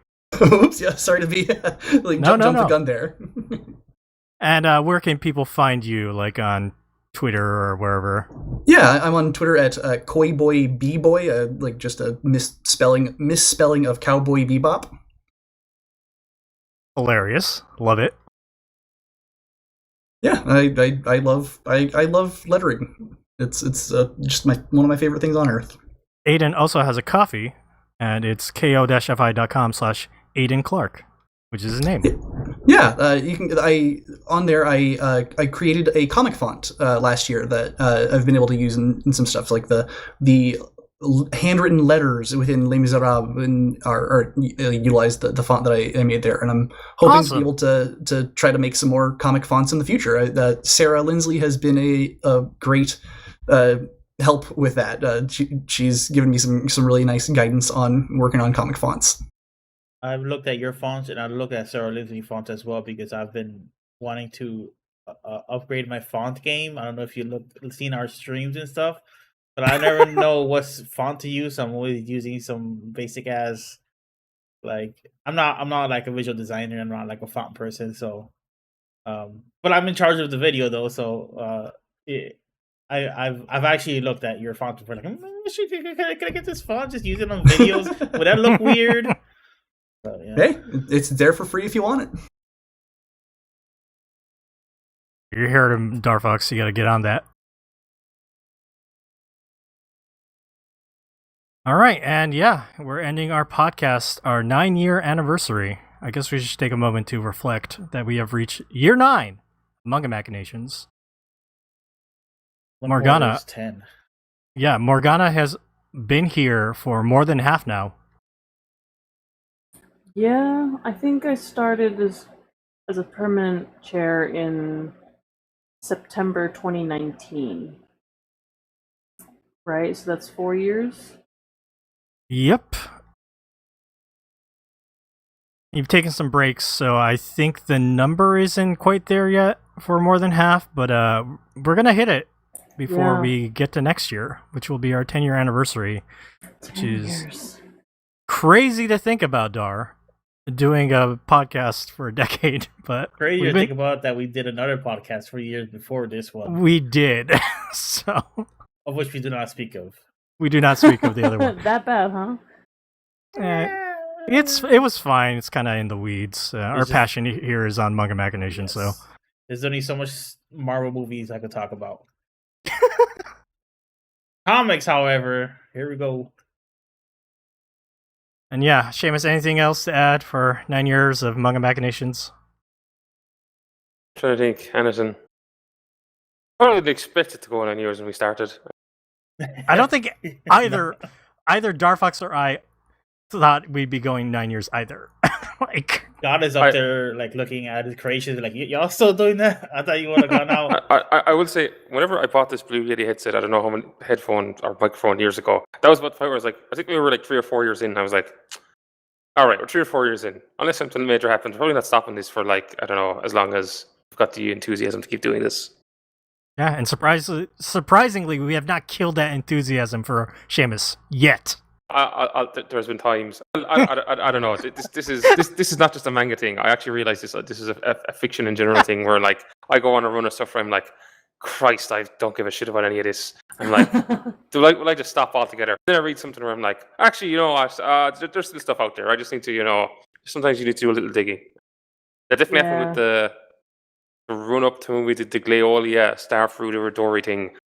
Then the second time was when we did Door Header on the Chainsaw Man. That one was more okay. There's actually like good stuff that's not just like coming out of indie publishers. The first one was more like, God, is there any good manga left at all? We did go through a lot of good stuff when we started this podcast, so we kind of and then we had to expand to like some other stuff that we hadn't read before that we didn't know was quite good. So Seamus still stuck around for most of it, so. We're still here, Darfox. Believe it or not, Seamus is a trooper. We love Seamus. Yeah, he has this. I feel like, Seamus, you have this reputation as being crusty and cranky, and truly you are. But you're still here. Like every week, I'm like, I think Seamus might like us a little bit. Maybe just a little. My issue is not with the people; it's maybe more with what we read. But The content. you are not the first group of people or people to say this, nor the last. Of like, I think there's a phrase. What's it? Ornery. Yeah. I was like, I think that describes me fairly well. I can be quite ornery, particularly when it comes to like anything to do with fiction. No, you're right though. Like I too have kind of gotten into a place where I'm like, there is good stuff and there's stuff I'm looking forward to, but there's a lot of stuff where I'm like, I can't read it all anymore. Like once upon a time when I was, young and carefree, I was like, without children. It's like, I'll read whatever, I'll read anything, and now I'm just like, I don't have time. It has to be good, okay? Like it's gotta like. I can't be wasting time on bad fiction anymore. Yeah, there's also a sense of like mystery and discovery that's definitely gone, because like the first couple of years, doctors would tell me about this essay manga. Like there's a manga about a person's life that's for real, and now I'm like, oh yeah, that's like that's like a regular thing. That's like a very common thing. Essay mangas are very popular in Japan. There's like a novelty that's worn off, because even though I was way into manga before starting Manga Maganations, I've grown so much over the years and read a bunch of different stuff over the years that I just become familiar with stuff that I wasn't that familiar with, and like it's the I don't want to say the shine wore off, but it's just like, okay, these things exist. These are types of books, types of products that people sell, and it's just about kind of like figuring out which one we want to spend most time with. I've done it. I've successfully aged up all my other co-hosts to my crusty old age. I would say, like, and like working on manga has also, it's like, oh, this has changed my perspective a whole lot in what I enjoy and what I want to spend time with, and also like both in terms of like understanding the industry and also how it's like, well, this is my second job and it takes up a whole lot of time and makes it so that I don't have time to actually read manga as much as I used to. Yep. But it's like, oh, well, I'm a whole lot less likely to hold up a manga written by Naoki Urasawa as the pinnacle of fiction now than I was 6 or 7 years ago. I still love it. It's just not. I don't need to have such strong, effusive praise of it as the best thing on earth.